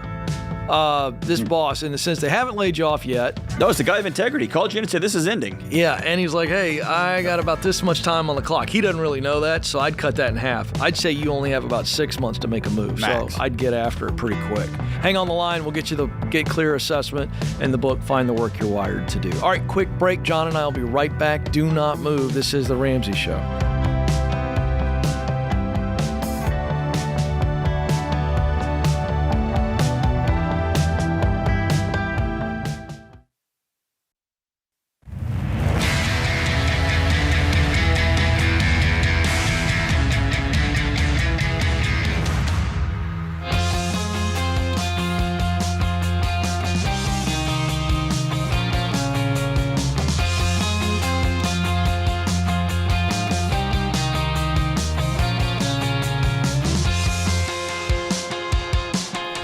Welcome back to The Ramsey Show. I'm Ken Coleman. Dr. John Delony is with me. The phone number is 888-825-5225. Ramsey Trusted Pros. Shop the market and compare insurance quotes so you don't have to. Your pro will compare quotes, discounts, and bundling deals for you at no extra cost. Ramsey Trusted Pros will make sure you have all the coverage you need and nothing you don't need. Ramsey Trusted Pros are interviewed, vetted, and coached to make sure they're market experts who have your best interest at heart. Do you have the right coverage that you need from your insurance based on your individual needs? Find out at RamseySolutions.com/coverage. That's RamseySolutions.com/coverage. Hey, can I just say something? Of course you can. This is just a peek behind the Delony home curtain. We're buying a house, and I went through it the OG way. I reached out to Churchill. Yeah. And the main man, David Porter. Took care of you. Amazing. Yep. Used a Ramsey Trusted real estate person because I have this weird thing about, like, if I'm going to keep saying this on the air over and over again. Right. She was amazing. Name's Cassidy. She was amazing. Okay. The Xander team was amazing at shopping everything all over planet Earth to find the best deal. You went through the Ramsey Trusted Car Wash? I went through the Ramsey Trusted Car Wash. And I'm sitting here, a guy who defaults to being anxious about decisions, and I got peace because I got David Porter, and I got Valerie, and I got Cassie. I got these experts in my court, and it makes me feel good about looking across the country and saying, if you don't know where to turn and you get well wound up like I do, here's a gang that will walk with you. These are Ramsey Trusted Pros. They're good, and they're good for the Delony family. So what I hear you say is that using Ramsey Trusted Pros in every area that we recommend will lead to a non-anxious life. Oh my gosh. You see what I just did You're there? the best. Did you see what I did there? Is this an addition to your book? We just put a little appendix. It's an appendix. An appendix on the best-selling book, How to Live a Non-Anxious Life. One day I'm going to be as good at the radio as you are. Well, it was right over your left elbow. That's amazing. And I was paying attention to you, and then I saw a potential promo there. But in all honesty, that's why you're the pro. That's what we're saying. But all it's to say is if you're wondering if the jury's out on the Ramsey Trusted Pros, they're incredible. Low anxiety. And they take care of you. Yeah, it's good. It's real. It's stuff. a real thing, not just a shameless book promotion. Correct. But by the way, you're allowed to do that if it's not your own. As long as you do that for a colleague, it's considered okay. Don't do it for yourself, people. That's fair. That's fair. For those of you who want to do this one day, geez. All right, Ethan is up in Big Bear. Is this a place? It's a place. It's where Tito Ortiz's MMA camp used to be up in Big Bear. I love that you pulled that right out of your ear. Ethan is there in Big Bear, California, a place I'd like to go. Ethan, how can we help? Hey, sir, it's a pleasure to be on the show here. My uncle was the one that got me onto your program. So I'm 23. I'm currently on baby steps 3B. Here with my wife too. We have a question. We're looking to buy a house, but we're ready to do it. We've already been approved for a mortgage and everything. We found a house we really like, but I have two small questions. One was, I don't know if I should give up the rent that I'm at currently. I mean, we have a pretty decent house, and it's right off the cliff, and it's only about $500 a month. And wow. I'm not sure, I'm not sure if it'd be worth it to give up the place that we have now for a house, which is going to be about $2,100. The house we're putting an offer on, it's like $200,000 less than what it's actually worth. It just needs work, but I'm kind of at the tipping point whether we should, make this swivel point to, our next journey in buying a house, or should we wait a little bit? Sure. Am I doing this too young? All right, slow down a little bit. Slow down. There you go. You're excited, and you've done very, very well. It's that low oxygen up there in Big Bear, man. That's right. And did I hear you say the rental house is on a cliff? Yeah, not like the house about to fall down. It's about 75 feet away from the cliff. Oh, no, I knew it wasn't falling over, but it sounds like you got a great view, so there's a little bit of that going on too, huh? Mm-hmm, that's correct. All right, so here's the deal.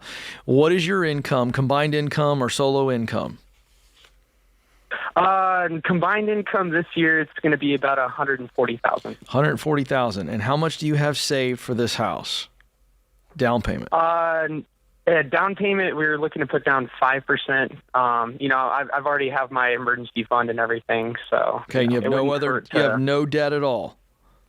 No debt at all. All right, you said the house purchase price was what, $200, or was it a little bit more than that? It was $275. $275. So quick math on that. So you're looking at about what, $13,000, $14,000 down payment? Yeah, that's correct. Okay. And what will your monthly payment be? It'll be just around $2,000 a month. Okay. And your take home is what, about 10? Yeah, just around 10. I'm a 1099, so I try to be really conservative with my money. Okay. What do you do? I have two jobs. A very part-time construction job, and then I also do solar as well. Okay. Well, John, I want to bring you in here. The concern I have, he's right there in our ratio that we teach. Sure. I'll let you take that. But I'm a little concerned that it's a house that needs a lot of work. Right. It's a good deal, but it's also half of what is actually what he said. And that scares me to death because I know what it's like when you buy a fancy house and problems happen with fancy houses. Yeah. Well, and you got a guy that you know how to do this work yourself, right, Ethan? That's correct. Yeah. It's mainly drywall, paint and flooring. Sure. Oh, okay. So, yeah. Can I just tell you what I would do if it was me? You fall within our ratio, so we're going to stamp it. If you want to buy this house, go buy this house. Okay. You're 23, is that right? Yeah. Okay. I'm telling you, if I was a 23-year-old 1099 guy who was working jobs over here and jobs over there, I would not shackle myself to a $275,000 fixer-upper just yet. Not when, especially now, if you had $2,000 worth of rent, but if you look at what you'll like, just imagine this. The $1,500 a month gap between your $2,000 a month payment and your $500, if you just save that $1,500 a month and put it in a pretend house payment fund, at the end of this year, how much money is that? Oof, that's got to be at least 13, I believe. Oh, it's more than that. It's way more. $1,500 a month. You got 12,000. You got 6. It's so $18,000. $18,000 you're going to put in there. You see what I'm saying? And suddenly you've got 18 plus 13. If you wait 1 year, and every year after this, and so we buy houses because they appreciate. You just found yourself in a unicorn stable with $500 rent in an amazing house at a young age. I love the fact that you're out there hustling, and I'm hoping that this leads to either you starting your own shop and then you get your feet underneath you and you've got your own business and you've got a reputation and you're crushing it and you don't need a 1099 from other people. That's my goal. So I would love for you to be 26 and have $100,000 cash in the bank, and then you go buy a fixer-upper in Big Bear and it's game on. Do you see what I'm saying? I understand. Yeah, I completely agree with you. The reason why it's so low, I mean, it's right now it's at 325, but they're willing to take our 275 offer. It's a foreclosure, so it assessed for 445. You got it. And let me promise you, if you're in the foreclosure game, it's always got stuff that you don't know. Yep. And if you're a guy that can fix stuff, there's always going to be a foreclosure for you to go pick up for a steal. Always. Ethan, I'm with John on this. I'd sit tight. You're young. You got a great view. At $500, I would stack cash. Yeah, I would force you and your wife to practice saving $2,000 a month, and then you put $500 towards your rent, and that $1,500, we're going to have a goal that this time next year we have $18,000 more dollars in cash in a high yield savings account. Yep. And then let's reassess. And then the next year, let's do it again. Next year, let's do it again. I agree. Is that fair? Okay. I like it, yeah. Do I have time for another quick question? You do not. We're running to break. Sorry, brother. Sorry, buddy, man. But I want you to know, as two older guys who are down the road, the world is yours, my friend. You're going to be able to take it all because you're a hard worker and you're a good man and you're thoughtful about what comes next. Good for you, man. Yeah. Stay the course, Ethan. Enjoy the view and that low rent. That's our advice. This is The Ramsey Show.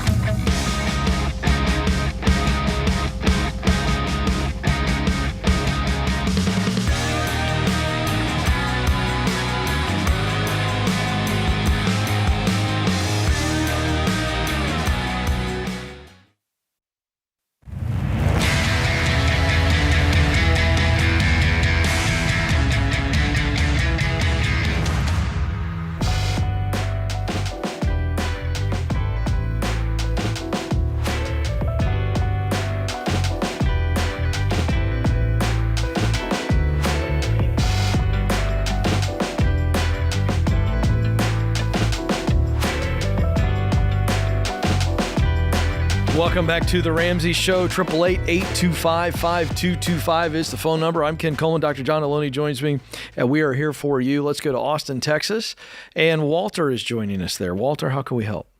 Hey, how's it going, guys? Good. How are you? I can't complain. I'm on baby step 6.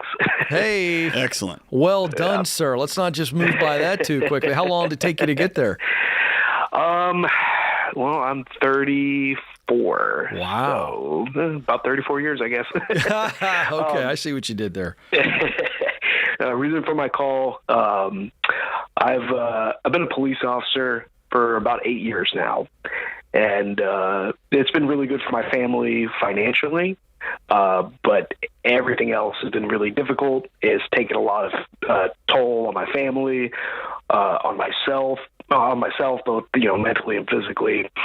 And I'm concerned for my safety every day. Yeah. I'm concerned for my family's safety sometimes, and I'm starting to think maybe it might be time for a career change. Yeah.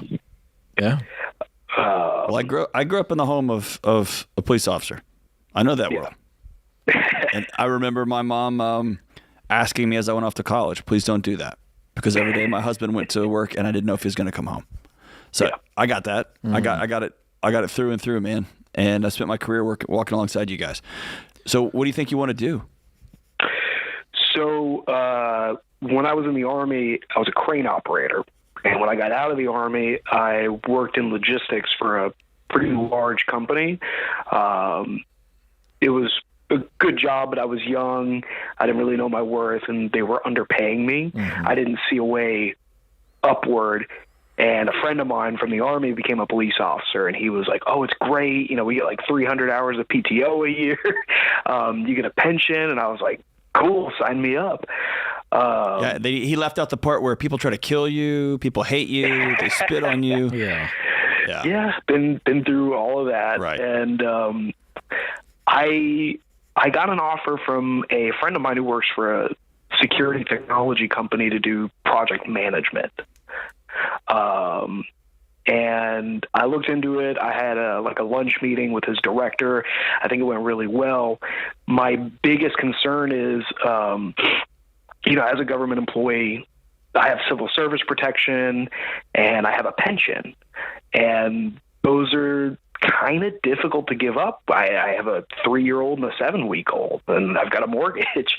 But the pay increase from leaving would be significant, and the peace of mind for myself and my family would.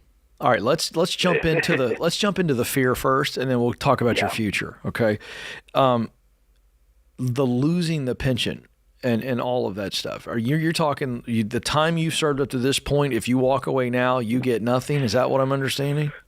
So I'm not vested until I hit 10 years. So I get some money, and I get like 1,000 hours of PTO paid out at, I think, like 80%. Okay. And then what else do you think you lose? You're talking about the government benefits, like the insurance stuff? Our insurance is okay. Well, then what else are you worried about if you walk away from the police force? Civil service protection.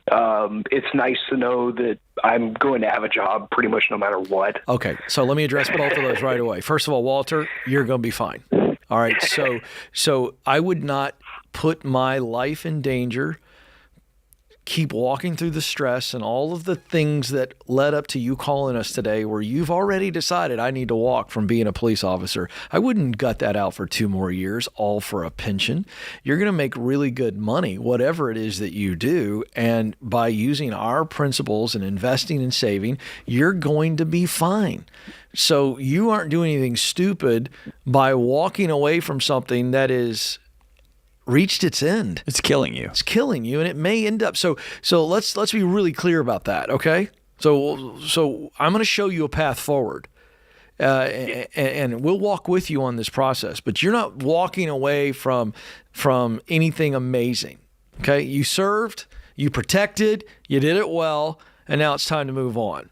So the project managing thing, did it light you up from an excitement standpoint of the day-to-day, or was it just exciting because of the pay bump? No, it was actually really cool. They took me through like their training facility where they train the new technicians. Okay.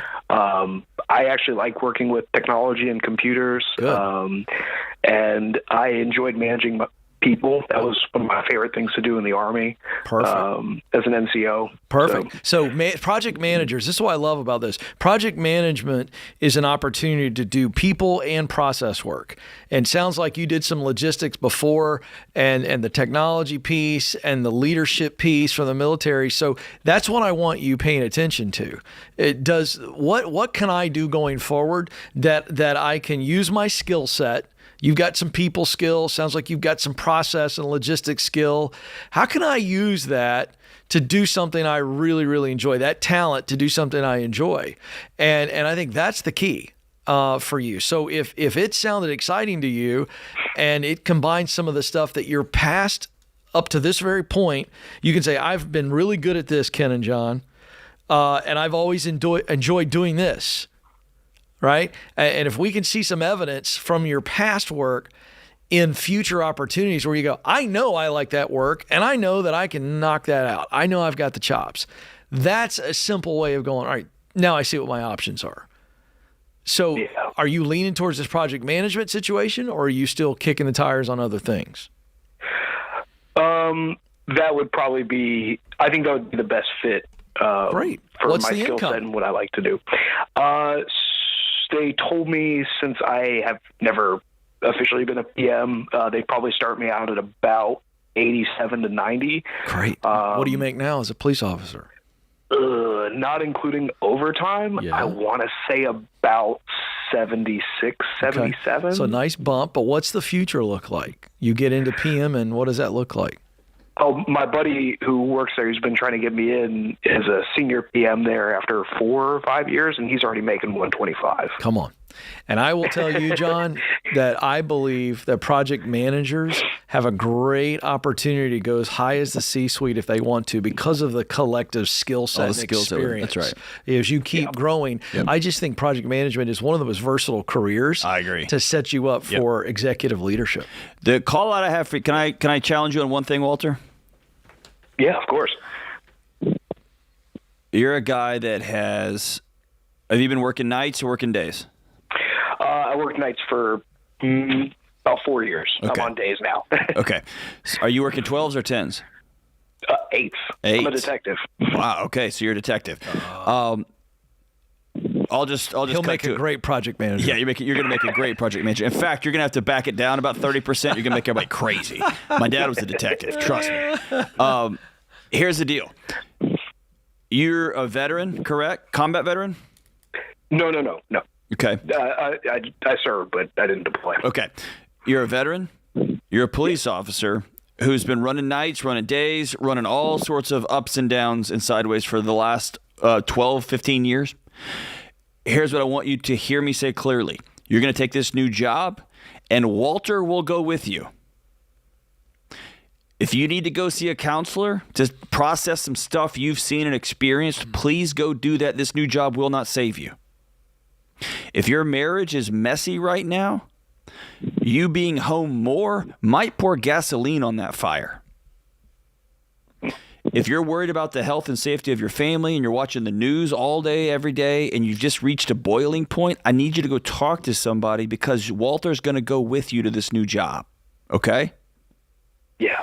A lot of guys get out of service jobs and they think that that's going to fix them, realizing that it wasn't ever the job itself. It was, I'd created a world that was so chaotic and anxious, and then I tried to go do a service job, and it melted me from the inside out. And so, dude, it is time for you to go. I hear it in your voice. Go, and go whole, and do the work you know you got to do on yourself, on your marriage, with your kids, as you transition to this new role, and you're going to knock it out of the park, man. Yeah, great advice there. Good Walter, thanks for serving our country. Thank you for serving your local community. You're the best of us, and I think your best days are ahead. So go with confidence.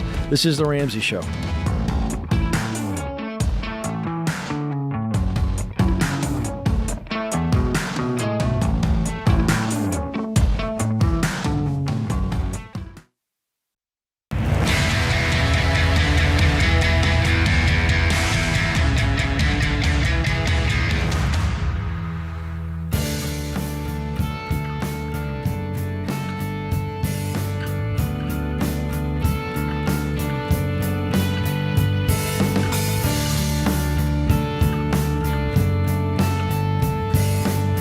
Welcome back to The Ramsey Show. 888-825-5225 is the phone number to jump in. I'm Ken Coleman. Dr. John Delony joins me. And we, from time to time, when we get a question we don't feel like maybe we can handle by ourselves, we like to phone a friend. And it's nice when your friend is George Camel, a resident financial guru. And so we dialed him up, and he joined us from 20 feet away. This is a big honor. It's an honor to join Tweedledee and Tweedle PhD on the show to end it out an hour. I like that. I receive that. Here's the thing you have to know about George is he works for hours on these little quips. Yeah. It's all I have, John. It is all you have. That's fair. That's there fair. You go. All right. But first, we got to get to our scripture of the day, you two. So stop the sniping. All right, let's get around the Bible for a minute. Proverbs 29:25. It is dangerous to be concerned with what others think of you. Oh, but if you trust the Lord, you're safe. That feels perfect there you right go, now. John. And our quote today from none other than the great philosopher Fred Durst. Where we get these quotes sometimes, I do not know. The lead singer of Limp Bizkit, if you're curious. So there you go. The people. I think in the we all booth, know why that quote is in there, and he's it's for sitting to your John. right. I know. To walk around with an ego is a bad thing. To have confidence in yourself is a great thing. Okay. Sometimes you just got to keep rolling. I think that basically contradicts itself. But what else do you expect from Fred Durst? He probably wasn't Dalai even Lama sober when he wrote that. Oh, well, number one, you just got to have faith, Ken. George Michael. I can't even. I'm with you there. Okay, let's get to the phones. Rusty is joining us now in Dallas, Texas. Rusty, how can George, John, and maybe me help you? You can be Ringo. Yes, sir. So, can you hear me? We can. Go for it, Rusty. What's up? So, I've been wrestling with something that would help really shorten, I say really, but would shorten my baby step number 2. So I have no credit card debt. I have one paid off vehicle, and I owe on another vehicle about $27,000. It's worth about $22,000. And I've got 2 student loans. One's about $9,300. The other's at about $12,000. So where I'm getting at is, if I got rid of this other car that I'm upside down on, I could shorten my debt payoff time from about 16 months down to 6. Do you think that's worth it? Why don't you sell it? Now, do you have another car that you can drive? So you don't need to go buy a new car after this? Correct. I mean, I've got a stay-at-home mom, wife and kid at home, so okay, that's why we have 2 vehicles. So you go down to one car, you'll survive for a while, is what you're saying. Right. How much do you have in savings? Just following the baby steps. So $2,000. You know, $1,000. Yep. How quickly could you scrape together another $5,000? A couple of months. Okay, so that's one option. Well, a couple months. Here's where I was going. Here's one option I had. So the vehicle I have that's paid off, it's worth about $18,000. So what if I get rid of both? Get a couple cheap cars, and then I can completely pay off that $27,000. Yeah, I mean, that would give you the cash today because you're underwater by 5. And so subtract that from the 18 you sell it for, you have 13 to go buy you something else. Right. I like that plan. I guess where I was getting at is like, we're talking a difference of, 10 months, less than a year. Is that worth it? Because I'm going to be going from lower mileage vehicles to something, higher mileage. But well, get a pre-purchase inspection on it. Don't make a bad purchase here. Get a pre-purchase inspection. Choose a reliable brand like a Honda or a Toyota, and you'll be all right. I mean, if I was in your shoes, John Kent, I would be selling both and just bringing the car downgrading for a season. I think I would. I'd do the same thing. He makes an interesting case, though. It is like, okay, how much time and money is it actually going to save? And then there is the headache for, and I've heard Dave say many times to somebody, you don't have to sell your car if you can knock it out pretty quickly and it's a quality car. So I do think this is an interesting scenario. I could go 50-50 on this. I can sense his urgency to get out of this faster. Yeah. And so if you're willing to sacrifice more. Yeah, that's and that's where I think it's just difference of opinion or I call it a soul tax. So I would do this today because it sits on me different than it sits on Ken. Yeah. And Ken's like, no, I want a quality car that's going to get me from A to B. And so I don't think there's a right or wrong here, but I am always going to solve for peace in my home. Yeah. And Ken would probably take the nicer car that's going to last longer. Fake Ken. Actually, real Ken, I drove a Taurus that didn't have air conditioning for years because I just did not want to pay too much for a car. Yeah. So I'm with you on that. I mean, I've driven crap for a long time. So I would actually get rid of it. I could see both sides of it. Well, and $13,000 will get you some decent car these days, even with the market. Gosh, absolutely. Don't make me start looking cars up. It's my favorite thing to Ken's do on the show. So, yeah, I think we're all in agreement here. You got options, Rusty. You got options. I don't think there's a wrong or right, but I think we'd all get rid of the debt today. Is that what I'm hearing? Yeah. Either you do it today, sell both cars, downgrade, or you come up with a difference in cash that you're underwater on to get rid of this payment in a few months. Yeah. That's what either. Does that sound good? Yep. Yeah, I think we've got a decision here of 3-0. Majority decision. We don't have, the three of us never agree on anything. We don't. This is incredible. That's amazing. George, you wrote the majority opinion, and we voted with you. I wish I had my gavel. We need our 3 gavels and the powdered wigs here, because that was... you and the wigs. You always want to get a wig on for some reason. I just think if a judge... No, not any wig. The judge's wig. You know, the one with all the curls on it? That's kind of fun. The audience Go out to sweet Francis. All right. Thank you. John is the adult in the room now. Wow. St. Louis, Missouri. Francis is waiting. Francis, how can we help? Hi.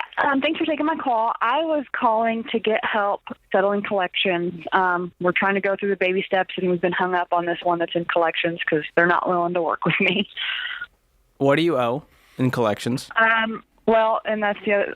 It's from my college, and on like Credit Karma, it says that it's like $3,300, and then when I call them, they say it's $4,100. So I don't know what that extra that they're tacking on is. I'm assuming commission or something for them. Are there fees? I'm assuming. What was the original balance? The original balance was $3,300. Okay. And you've called them and said, hey, I'm willing to pay $3,300 to settle this, and they say, no, you owe more? Well, originally, when I first started talking to them, I didn't have the 33, so I offered them 15. Okay. And then they told me the 41, and then how old they is said this that dad? they would, like 3.5, 4 years old. Okay. And how much money do you have in the bank if you were to settle today? We could settle today, technically. I'm being a little stubborn about it because the first time I called, they told me that they wouldn't take a check because I was like, I'm not giving you my debit card information. We have 64 in savings. So we were trying to settle 64? this for the 15. Yeah. Why haven't you paid your bills? $64,000? No, 6,400. 6,400. Oh, phew. Okay. Take it easy. I got it. I was like, what is going on? No. Wow. Here's the deal. You're, No, like John mentioned in the last call, you're paying a soul tax just to fight this thing every day. And so if they're truly unwilling, you owe $3,300. Say, listen, the original balance is $3,300. I don't know what kind of wacko fees you guys threw on here. I'm willing to pay you what I owed and no more. Okay. That's your worst case. Best case, you go, hey, I'll give you $2,000, call it good today. And I want you to tell them, I'm recording this call, and if you refuse to take my payment, then when you sue me and it goes to court, I'm going to play this recording because I tried to pay you, and you wouldn't take my money. I like that. That's a pro move. And you're right, Francis. Don't give them access to your checking account. Don't give them a debit card. Give them a money order or cashier's check. Is this a college or a university, or is it some type of a trade school? University. What do you owe? What do you owe a university? That's why, because usually the student, if you owed money, loans pay the university, and you're paying the loan company or the federal government. What do you owe them for? Well, I also have student loans. I have $5,500 in student loans. That's not what I'm asking. What do you owe the university? Just for everything that my student loans didn't. I didn't take loans out on everything. So yeah, it's but a like, student, a college doesn't loan you direct, do they? No, it's from like I don't remember what the loan company is that I got my student loan, like Mohila or something like so that. So it's not the college that you've been dealing with. It's some knucklehead private loan. That makes more sense. The collections it says it's from Southwest Baptist University. Oh. Wow, I've never heard of them. Maybe they're in cahoots with the collection agency because they can get a cut of it or something. Who knows? I'm fighting it, but worst case, be done with it. Just pay it. Pay what you owe and move on with your life. I'm a Baptist. We like getting paid. Good show, guys. Good John times. Delony, George Campbell. I'm Ken Coleman. Thanks, James Childs. This is The Ramsey Show.